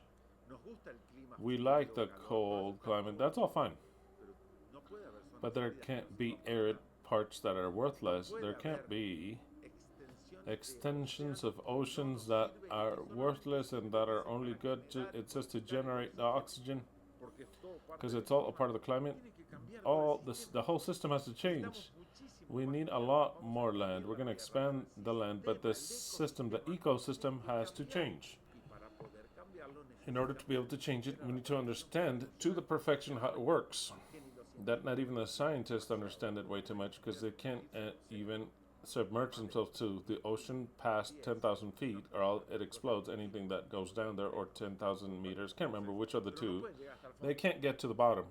They can't even understand what is at the bottom. They can't even penetrate more than 12 kilometers in the earth. There comes a point where they can't even penetrate anymore. So then we need to understand the creation manual with which Yahweh will work with us, the Creator. Well, this would be point number one. The curses, which are a lot more than the ones that are written here. They're just titles. They're just titles. The curses include this whole entire life. It's a curse, entirely. But the big titles of man will rule over woman, that'll all change. Second point. And this, you'll be surprised about this one. But it is necessary. It is absolutely a necessity entirely, whether you like it or not.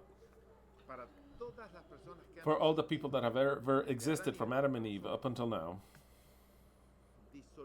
complete annulment, absolute annulment of any link of matrimony or marital union. Complete separation of all the couples. Once we enter into the new world, matrimony no longer exists. That is elemental out of all of them. Every union that there's ever been made here on earth will no longer have a value, not just legal value, but a physical separation is required of man and woman, because the whole entire world has to be re-educated. So then your matrimony is valid for now. Both yours and mine, for now. In the moment in which the new world enters, this new order, the new order invalidates every matrimony. It no longer exists. This is an enormous blessing for all the couples that have ever existed, because they were all either forced, or they didn't understand what they were getting into, obligated, or out of convenience. But no one received education. The women never took them into account, were never taken into account as people. I'm not just talking about our time, I'm talking about 6,000 years of history. Women for men was just flesh of my flesh and bone of my bones. Shut the fuck up, you're my wife. You're the mother of my children. And she never even had a chance of even understanding the religion that the husband professed. Nothing. Absolutely nothing. And what is of our time to understand science, wisdom, education. When I talk about education, is not the lie in education, but to learn out of everything a woman would like to learn, which is the same thing that a man learns. Didn't have the chance because she got together with someone, she got married, and made her a mother, and that's it. Her story ended there. So then, how can a brain be enslaved entirely by society, by this creation, by man, and by his own beliefs, to free it?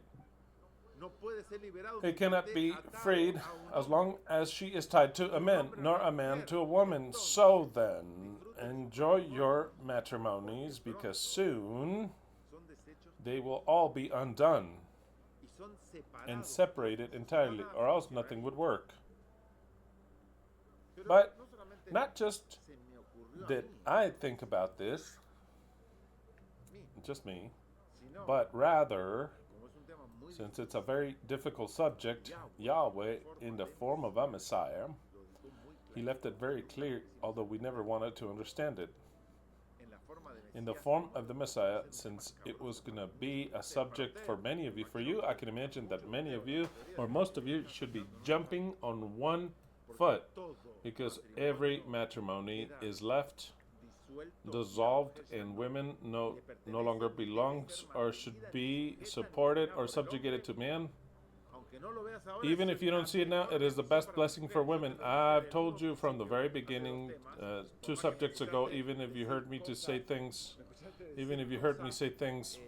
that you didn't like, I told you I am here for the liberation of women, and I'm demonstrating it. Women, in order to be liberated, she has to be liberated out of every male link.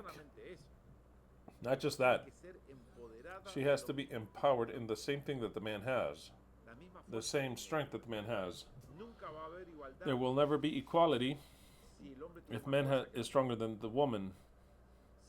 If the muscle mass difference between men and women, for the man to be stronger, there's never going to be equality, because the man at some point, he says, I'm stronger than you.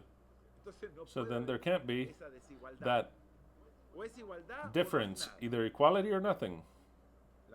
Women have to get to be equal to man, and that's if she's gonna be. That's why there are things that we're gonna understand later by both genders. That's if both genders will stay up. But now I'm gonna read what the Messiah said, who was Yahweh, who was not the Messiah, but rather the figure of the Messiah, usurper Messiah, which I've already said many times. What did he say? This he wanted to leave it so clear that he left it written in the 3 Gospels, in Matthew, in Mark, and Luke, so that you don't say, this was a translation, or this was just added. No. Make this very clear. The idea of the Messiah is this one, and then the last one that I'm going to read, the last version, it says something surprising, which I had gotten to drawn all these conclusions when I found this. But of course, it's not that by reading this I drew this conclusion. No, I drew this conclusion clearly, and then I found this text, and I said, I'm sure I had it in my subconscious, right? But it's not that by reading I got to this conclusion. This is pure logic. The matrimonies will not have existence ever again. Ever again. It's not that, what I'm saying, it's not that they're gonna, matrimony's gonna separate themselves and we enter into the new world and everyone's free. No, what I'm saying is that the matrimonies will never exist ever again. It's not that they no longer exist. To see if they like each other again, they hook back up, and if they're sure and without curses they want to live together, we're gonna make them live together, and now we have a whole list that want to get remarried. No. The couples will not exist ever again. They can live as friends together, whatever they want. More than 2, as whatever they want. But every person will have their property. They're not going to need for somebody to support her or take care of her or protect her or to give her children. Love will be an authentic love of friends without possessions. In the moment in which there are possessions and they say, we want to marry, then once again, all these problems begin without there being any curse, because they could be millions of years and you don't understand what an eternity is. And they want to separate themselves at some point in time. And 5,991 years later, they're bored, something happened. And what happened? They don't know. They want together. They want to change. So then what? Then we're going to have divorce? No. No. There is no more matrimony. Freedom is entirely, there's no possession. As if they were all friends, that's the way it'll be. Or else it doesn't work. I'll read this, which we always try to explain in many different ways so as to close the eyes to this reality. Matthew 22, 23 through 30, New Living Translation, starting off with the first one.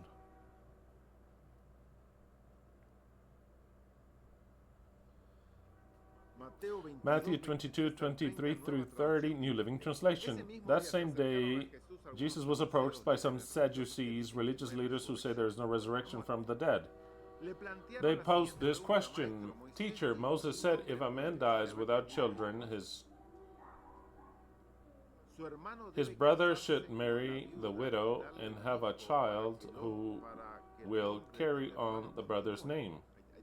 There you have why you have to procreate because of death.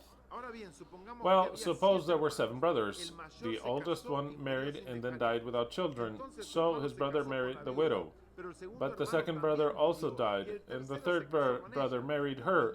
This continues with all 7 of them. Last of all, the woman also died. In other words, she married all 7 brothers, and she also died. All 7 had her as a wife legally. Legally. So then tell us, whose wife will she be in the resurrection? For all 7 were married to her. What I am saying and telling you, it is the maximum solution. Absolutely marvelous. How many people, their couple has died and they remarried? A whole bunch. My neighbor, for example, loved his first wife, and I think he likes the one he has now a lot. The question is, if the first one were resurrected, what is he going to do with this one? In all the cases of all the people that you know, that their wives have passed away, that they loved or whatever, or a husband, and they marry another, and then in the resurrection they all get together. These are cases that come to mind. Or you never asked yourself, what will happen? I knew pastors that their wives died and they remarried, and I would ask my dad, and he would say, I don't know. He said, I don't know. He'll choose one of the two. The clear solution that was always in front of our eyes and we didn't want to see is that there's a complete dissolution. He's not going to keep any of the two. In this case, one with 7 husbands. So then what does the Messiah answer? You know this by memory, but listen once again. Now I already confirming you, telling you that your matrimony will end. Jesus replied, or the Messiah replied, your mistake is that you don't know the scriptures. Perfect. I always love that. They, the specialists in the scripture, they don't know it. They don't know it. And who knows the scriptures? The Messiah only. The king. He never says, it is the glory of Elohim is to conceal the scriptures, and the glory of the scribes is to discover the scripture. It doesn't say that. No. Doesn't matter if the author or the scribe that copies the scripture, they cannot understand it. So then Yeshua, the Messiah, says, your mistake is that you don't know the scriptures. You can't know it. I understand. You don't know it. You don't know it. You don't understand it. You can't understand it because it is for kings only. It's not for you. And you know not the power of God. What God? Any one of God creator or the new God? Because the power of God will change the nature. What more would I have to explain? If I had to explain to the scribes everything that I just explained to you, that they marry because of the curse, because of a possession, that they're never one soul, flesh, that they're nauseous dominion, that the body of one belongs to them. How's your body going to belong to your wife? And that's the way it is. And the body of the wife belongs to the man, and that both have to be one, and that they had to explain all that to these people, and they weren't going to understand it. So then how would you explain that to them? You know not the power of God in the scriptures. Simple as that. Simple as that. I haven't told you anything, but I cannot explain to you that the matrimonies exist out of curses. The matrimonies exist out of a need because we die. So then it says, your mistake is that you know not the scriptures, and you know not the power of God. For when the dead rise, the new world, they will neither marry nor be given in marriage. They will not get married again, not get divorced and remarry. But what you did not know, that you found out this morning, is that your own matrimony will no longer exist. You're living the last days of your matrimony. It'll last until we enter into the new world, and then it's over. And then it's over entirely. And it will no longer exist ever again, because women will not need a man, and a man will not need a woman.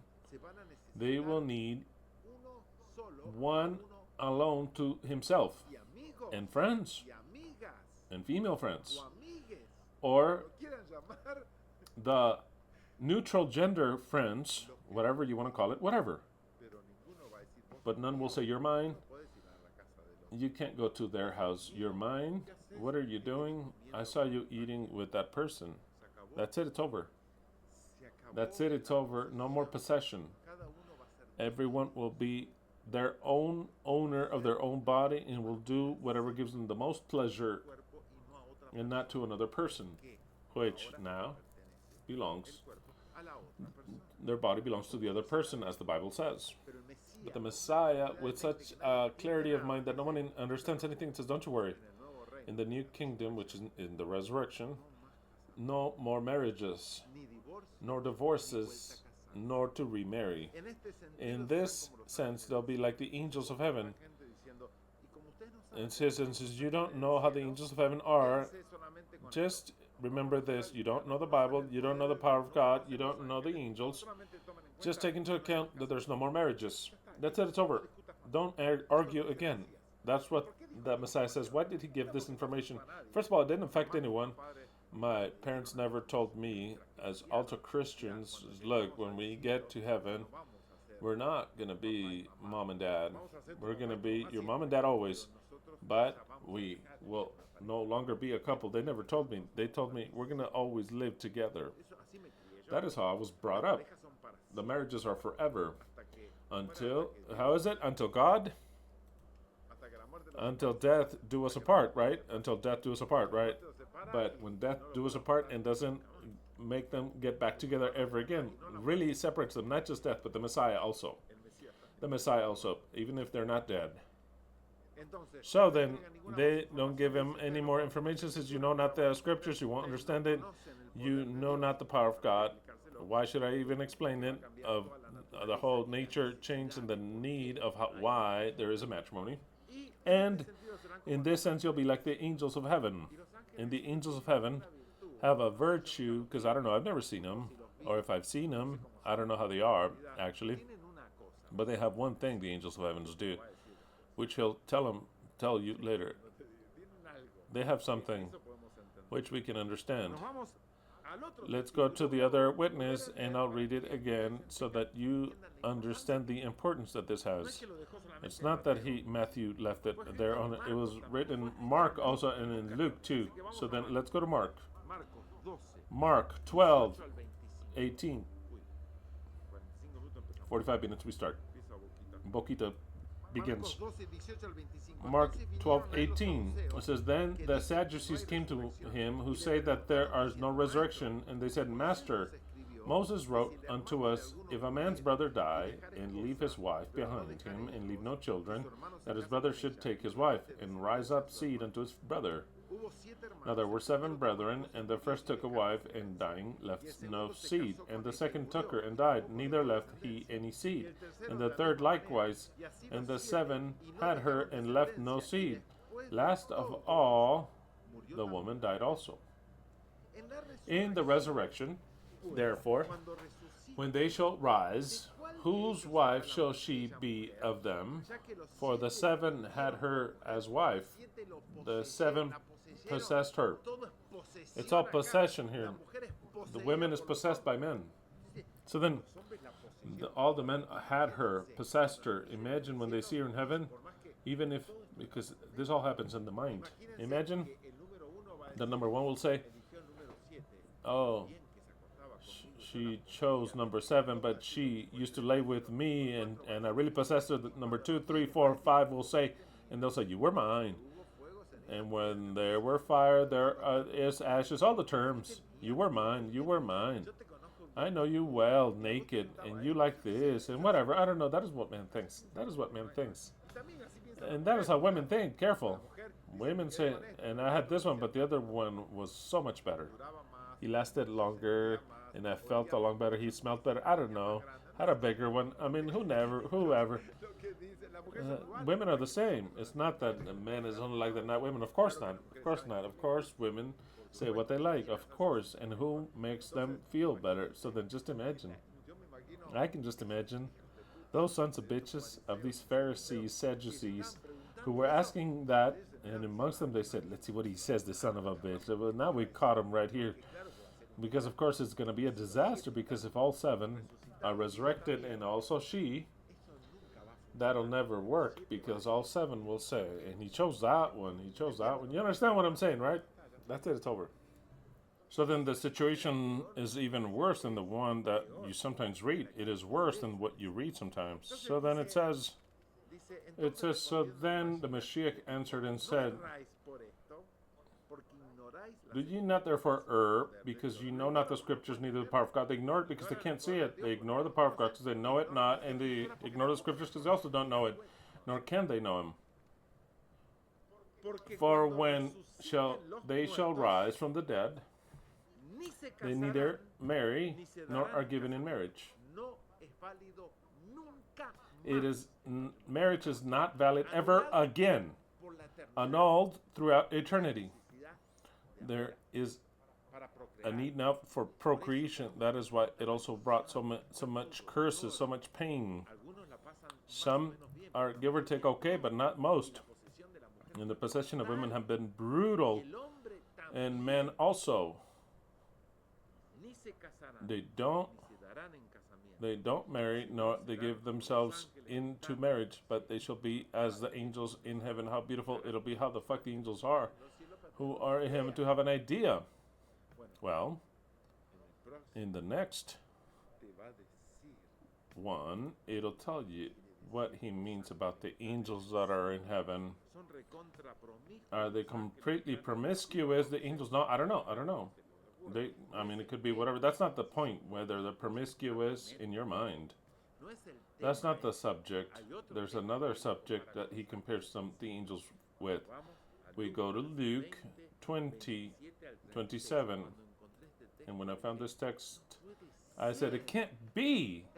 First of all, I'm going to say something. I am so brilliant, but now it'll sound off. I'm so intelligent that I found this without even paying attention to this text. Because it's brutal. Nobody ever taught it to me, what I'm telling you.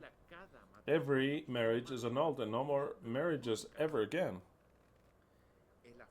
It is the form of equality of man and woman, one of the forms for equality. Luke 20:27. Then came to him certain Sadducees which denied that there is any resurrection. They asked him, saying, Master, Moses wrote unto us, if any man's brother die having a wife, and he died without children, that his brother should take his wife and rise up seed unto his brother. There were therefore 7 brethren, and the first took a wife and died without children, and the second took her to wife, and he died childless. And the third took her, and in like manner the 7 also, and they left no children and died. Last of all, the woman died also. Therefore, in the resurrection, whose wife of them is she? For 7 had her as wife. All 7 possessed her. And there will be many looks and glances amongst themselves. Then, answering brilliantly the Mashiach, he told them. Oh, what he says here. It's so impressive. The children of this world marry. What? The children of these 6,000 years marry. Marriage was going to last as long as creation would last. The children of this world marry and give in marriage. But they which shall be accounted worthy to obtain that world, the new order,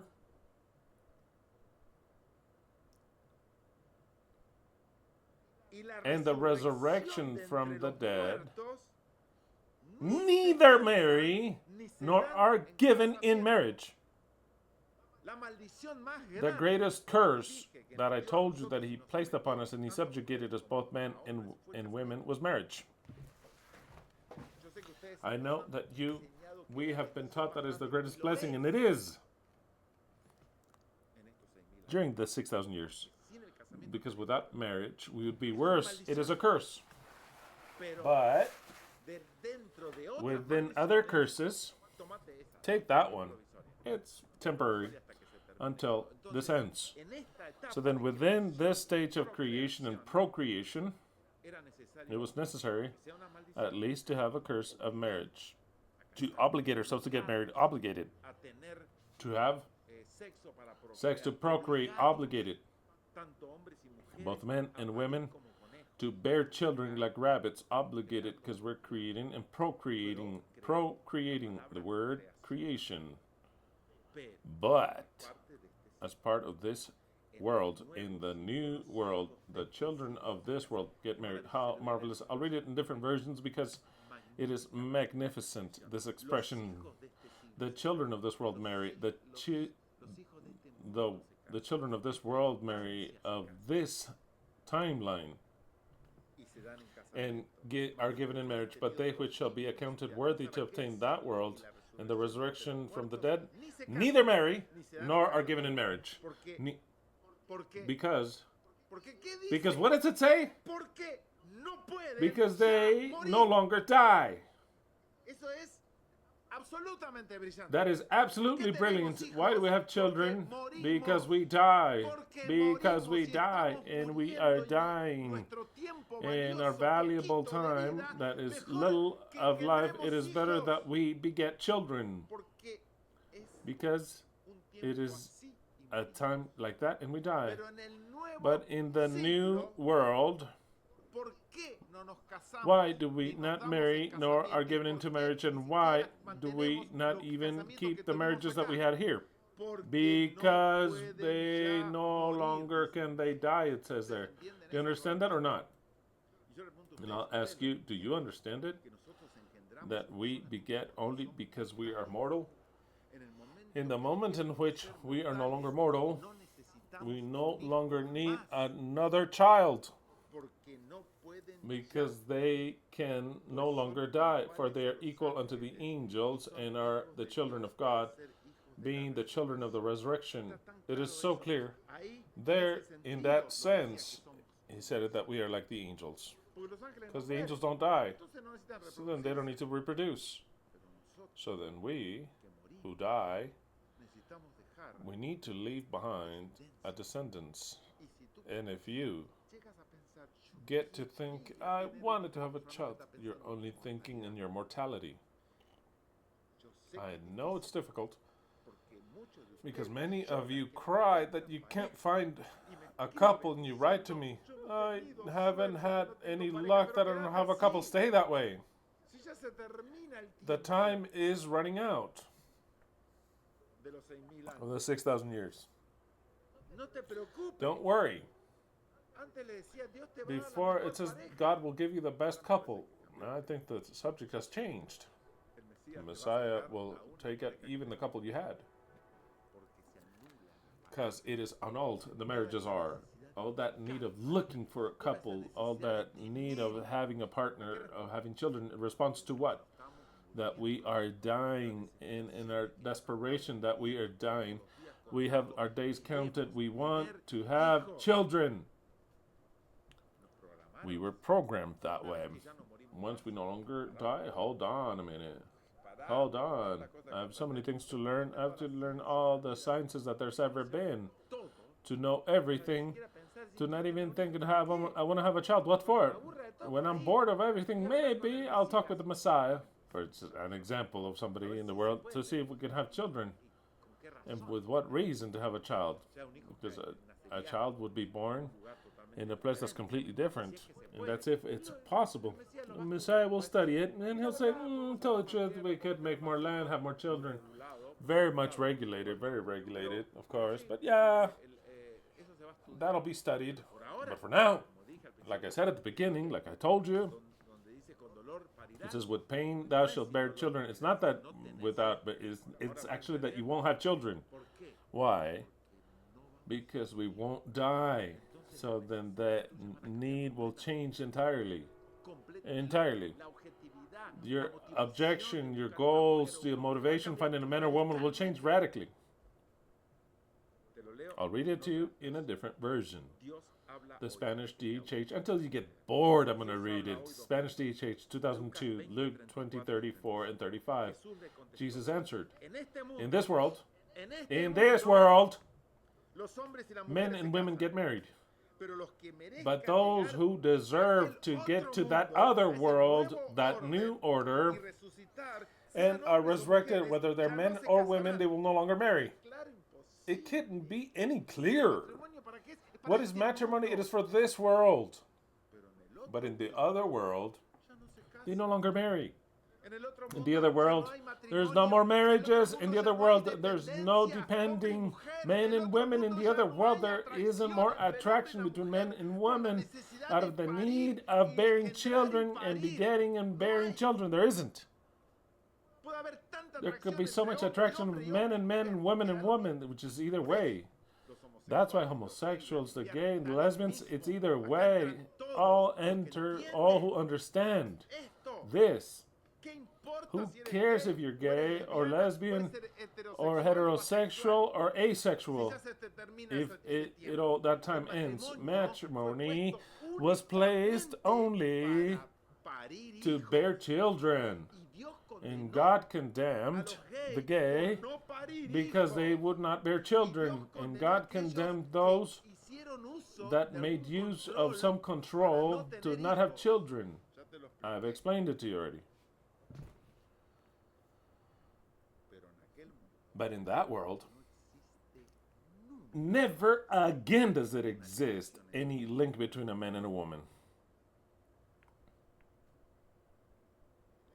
In this world, men and women get married. But those who deserve to get to that other world and are resurrected, whether they're men and women, they no longer marry. I'll read it to you in the New Living Translation, Luke 20, 34 through 35. Jesus replied, marriage is for people here on earth. The earth on this side. But in the upcoming world, those who are worthy to be risen from the dead, they will no longer marry or be given in marriage. Torres Amat. Luke 20, 34 through 35. Torres Amat. Version. Then he answered them, the Mashiach did, the children of this world get married reciprocally. Reciprocally. Reciprocally. It sounds odd. But amongst them who will be judged worthy of the other world, and of the resurrection from amongst the dead, neither men will take women, neither women a husband. I believe that it has to be clear that your marriage lasts, whatever it'll last, as long as this time is still up, until this time is up, that your marriage or your hell that you live will end. I believe that anyone else I've given you hope in your life. For many few people will say, no, I didn't want to, I loved her. What am I going to do? Well, you could be friends and best friends. You get along with your husband or wife, you'll continue to be of the best friends over there. But it's not going to be your possession, nor will she, nor he of you. So then, I believe that most of you, I produced a great relief. And the very minority, they're saying, oh, no way. I thought, no. Even what you thought was wrong. But no more marriages. No more marriages. Complete and absolute annulment of every marriage done on earth ever since Adam and Eve existed. Those who are married, those who are widowed, who remarried, all of them is annulled. No law that joins one or two more people in matrimony, never again. Free interpersonal relationships without any possession or belonging. If with the annulment of the curses and without the necessary support of men towards women or the need of procreation, even so, you still like to live together, you're free to do so. But that and all, everyone will have their own property. Not because you live together is he going to say, okay, you see that property that you have now? It'll be in my name. I will join him. No. I know it's difficult for you. It's difficult. Even I don't even conceive that they'll live together. Not even that. But I'll tell it to you so that you have a mental peace. Because you can have some time together, but everyone will have their space and everyone will want to grow. Whatever women that don't understand it is because they still don't understand the type of how she is imprisoned with her husband. She does not understand that she is behind invisible golden bars that she cannot fly out of because she has a husband who says, you are mine. And it's always been done whatever he's wanted to do. The same thing as man. The same thing as man. And never any woman has gotten to her potential married to a husband. There can be exceptions. There's a rule, but generally, no woman gets to their potential and to do whatever she wants to do if she has a husband that says what time you have to get home, what time are you going to be here. The kids need you. I need you. I want to do this with you. I want to go out with you. The same thing as women. Men can never be free if they have a woman that says, where were you? What time will you get home? Whom are you visiting? Where did you pass through? Give me the list of all the things that you've been doing or that you will do, because I need you. Because I want you to be with me, because I want you to pass time with me. How many times have you heard that? I want for you to listen to me. I want for you to tend to me.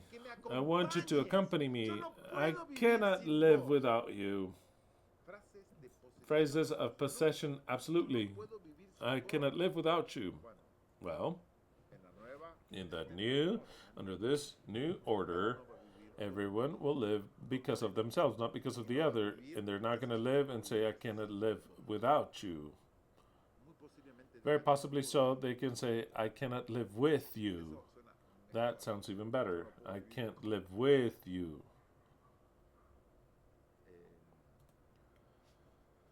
Okay. I hope that you understand this, because this is basic for the new kingdom, absolutely basic, but I will move on and go further. No more reproduction until every human being comes back to life and is rehabilitated to live in the kingdom. After every human being is resurrected, every one of them, every one that has been existed exists. Then we're going to debate in the government if it's convenient for us to be to reproduce, with how frequent and how, just like that, and how. Now, it is a complete no. When we resurrect until the very last one and they're all living in the kingdom and well, and we have nothing to do, and we say, we have done a spectacular kingdom, then we can say, what do you think if a new member, and then we'll debate how reproduction is achieved, and the frequency thereof, and all the rest. But now, until that doesn't happen, that they're all resurrected and recuperated, it is no reproduction. Also, what will be annulled is all royalty titles, the kings, the nobles, the princes, all titles of royalty, property, also countries, studies, etc. As also the titles of prophets, kings, judges, priests, chosens, the chosen people, and biblical apostles, 0. I was the king. Okay, nice to meet you, but you're no king now. I was a prophet. Prophet of what? Of what God? I am Prophet Isaiah. Oh, that's great. Spectacular. But you're no longer the prophet Isaiah. You're Isaiah, not a prophet. We're not going to speak for you. You're not a prophet. You're not a king. You're not a priest. You're not an apostle. All titles of property are annulled that have ever existed on earth, because the people that have had a property and afterwards died and inherited it down to their children, or lost it and someone else took it, and other groups conquered it, and they killed each other, they sold each other, they recuperated, someone else had it. You know how many stories there is in all the earth? What is the healthiest thing to start a new order? It is what the word says, a new world, a new order, not a title of any property. No one to say, I own this land, this place, this field, this house has any value whatsoever. Everything is annulled. All titles of riches, properties, whether they're rich, powerful, middle class, or poor. The whole world, and when I say the whole world, it is the whole world, starts from zero. Zero. Just like when a person migrates to another nation without absolutely anything, just with their clothes on their back and without money. It is a new world. It is a new beginning. No one's going to say, this land is mine. No, none. They could say that. They could say that. The government says, no, nothing, zero. So nothing owns anything. The government will, however they see fit, according to their laws, are going to spread the properties, because they're a new kingdom, a new earth, a new gold, a new coin, a new law, which is a conjunction of laws, and a new eternal life. Everything will be yielded and will be spread out according to the wisdom and justice of the new kingdom, of the new government. It is a new order. I didn't add the word world. There's no need, but it's a true new order, like the world has never seen.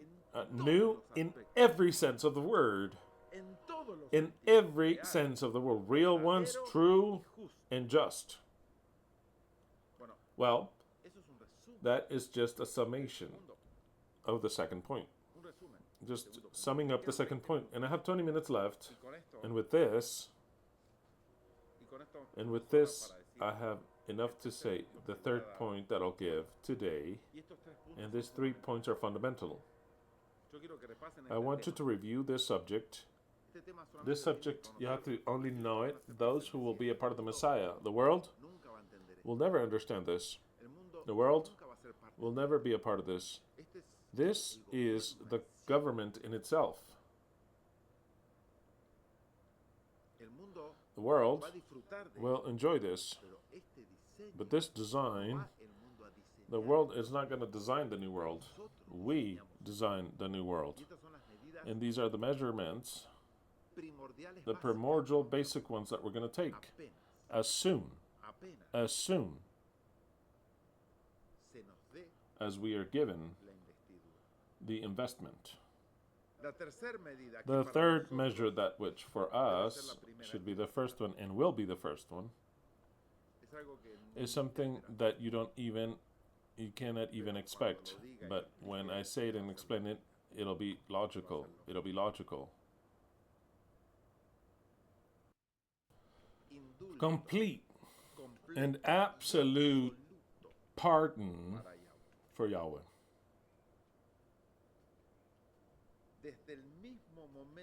From the very beginning, when Yahweh gives us the power, the authority, and the dominion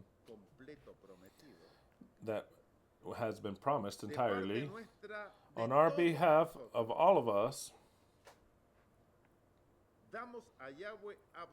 we give complete absolution for Yahweh for all his acts, relating them and understanding them, that they are part of the phases of creation, without any judgment, guilt, reproach, or sentence. This is fundamental. In this stage, I insult Yahweh. In this stage, I blame him of everything, blame Yahweh for everything. But I also understand that it is his world. I also understand that it is creation. And I also understand that he is working, and he said that he was going to work for 6 days, whether you like it or not, and in the way that he so finds fit. And he also says that he, once he completes his creation, he hands over that creation to his son. His son is the Messiah. And he places everything in his hands and gives him authority to be the God of the earth, the Savior God of the earth, and the God that will return life to everyone. As long as God does not fulfill his word, or we do not arrive to the instance that he has there, I'm going to insult God. Why do I insult him? Why do I accuse him? Why do I judge him? Why do I criticize him deeply? More than just a criticism. Because I'm sick and tired of injustice that he placed on earth. That injustice that I see, with which he dominated everyone, also is a part of the selection that he does for us. Because he will not look for everyone, for anyone that pleases what he did, or else it'd be the same disaster that he did. It would be extended, the very same system that we have seen up until now. Because if what Yahweh does now pleases you, then you will do the same thing that he did.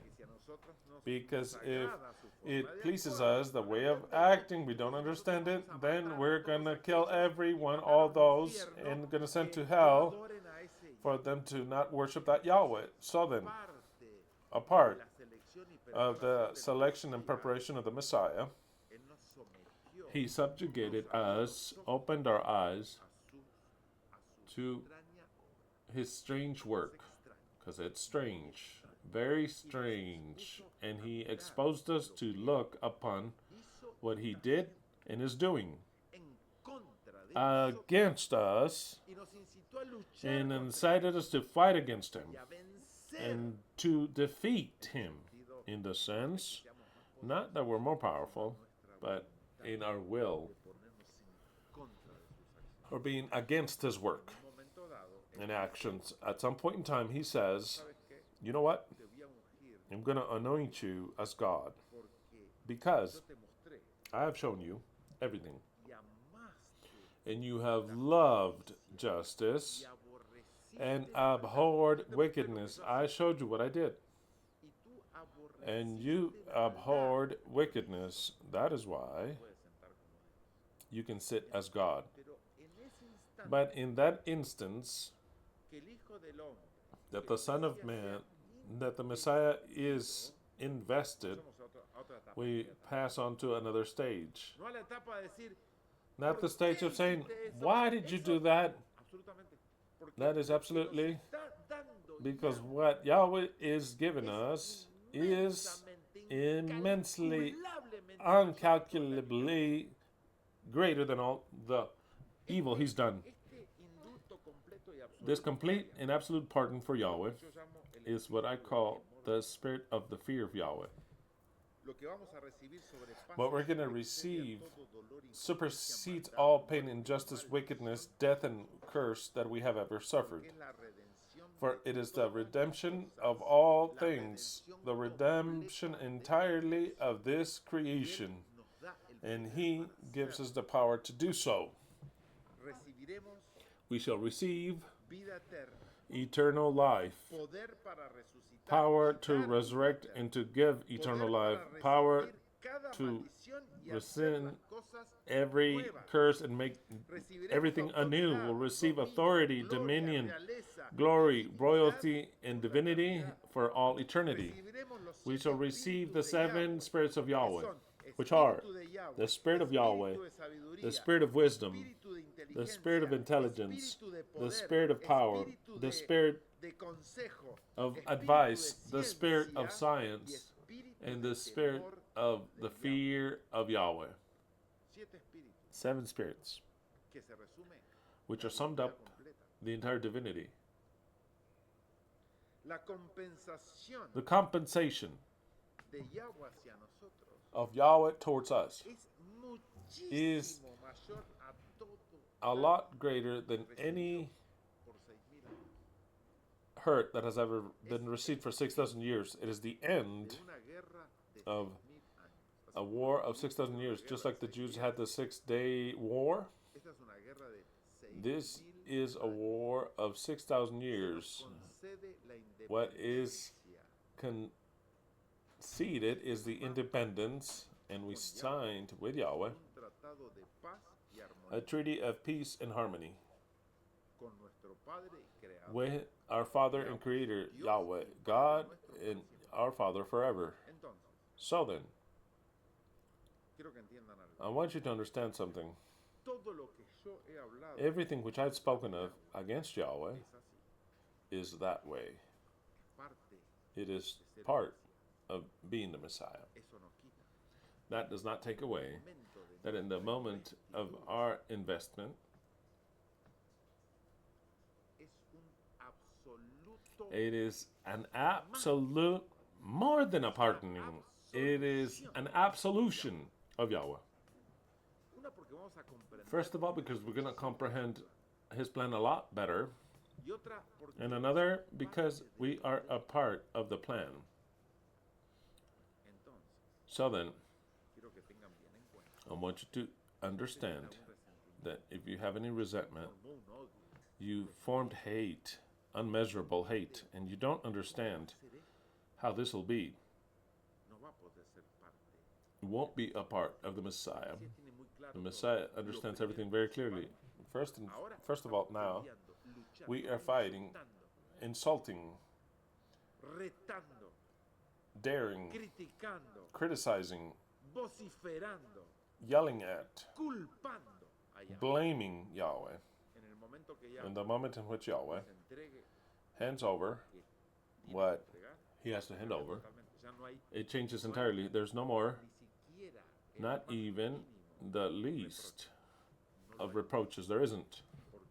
Because what He gave us surpasses everything, to fix everything, to multiply everything, the whole damage, into eternal blessing. It's not that we're going to give Him a little more life to the people. It is eternal life. For us, it is eternal power. It is eternal government. And we also need Yahweh on our side. It will no longer be the God of the earth, but he will be our God, because he's our Father. That's why I've told you that we have to have understand that very clearly, because the best advisor that we'll have of how this was created and how the best system will be to change it will be this. Maybe he doesn't want to work now, so I'm going to go for 1,000 years to rest, but first he has to train us in certain things. Give us a manual of how everything works here, which will be in those 7 spirits. Of course, we could not describe with words what we'll receive. I cannot describe it with words, but I want you to understand very clearly what the eternal truth is. But without the least of shadows of doubts, there's no one in this group that will blame Yahweh when the moment comes and we receive what we're going to receive, because that will not happen. So then I want you to understand clearly that here in this option, we say that yes, he acted like a son of a bitch, that he has tread underfoot, just like the worst of the husbands to their wives, like the worst of the fucking Arabs. That is what Yahweh has done. But in the moment in which he elevates us as God, he becomes the most magnificent God that there's ever existed, our Father, that we shall worship and that will love. We will. Humanity will worship and love the Messiah. I was going to say no, but it was going to look very awful to Argentinian. They're not going to understand. They're not going to understand, but we will love Yahweh. Now we detest him. And we want to separate from him to go fuck off for all eternity. Because that is what we feel. The anger of the pain that humanity feels. But when he gives us everything, it becomes the greatest hero. We have our Father and our God. And all the love that we never had towards him, only a figure, then we will have it. But he will always be our advisor, our Father. And say, the earth is yours. I teach you. I could be an advisor, but the God of the earth are you. Now we fight against him, and we insult him. Afterwards, we shall bless him and love him. I want you to become so soaked with this subject for you to love it, want it, and absorb it as much as the book of Revelation, which is only for the Messiah, not for the world, for the new God of the earth. This plan is for us. No one could understand it. If they were to hear it, they would say, these are crazy, completely crazy, insane. But I want you to understand it, that you that from LV that signed the document blaming entirely Yahweh for everything. I want you to understand this plan. Because we need a new order. This new order, I sum it up for you in these 3 things. First and main, complete absolution and pardoning of Yahweh once he hands over the power. Entire absolution of marriages, of legalities, of paperwork, of properties, of titles, and complete absolution of curses, and with everything that I've explained of what I've explained what the curses mean.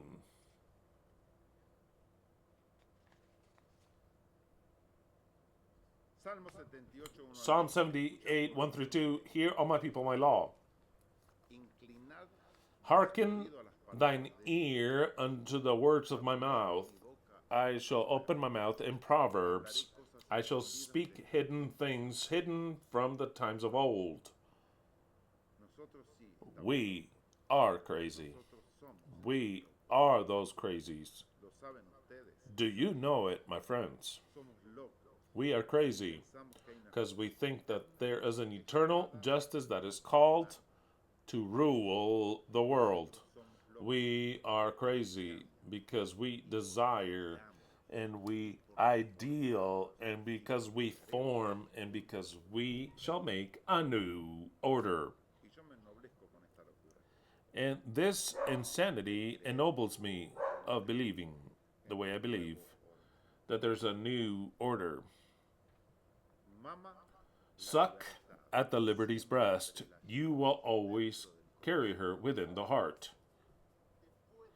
They may corrupt you. You may even forget, but she is always there. The destiny is written. This is our destiny.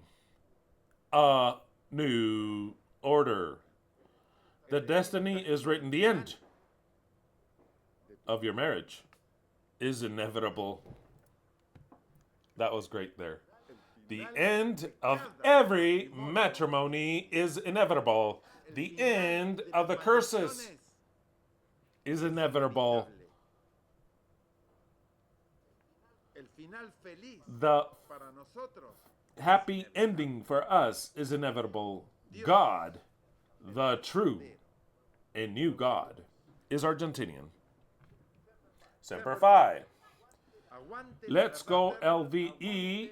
Let's go the new order.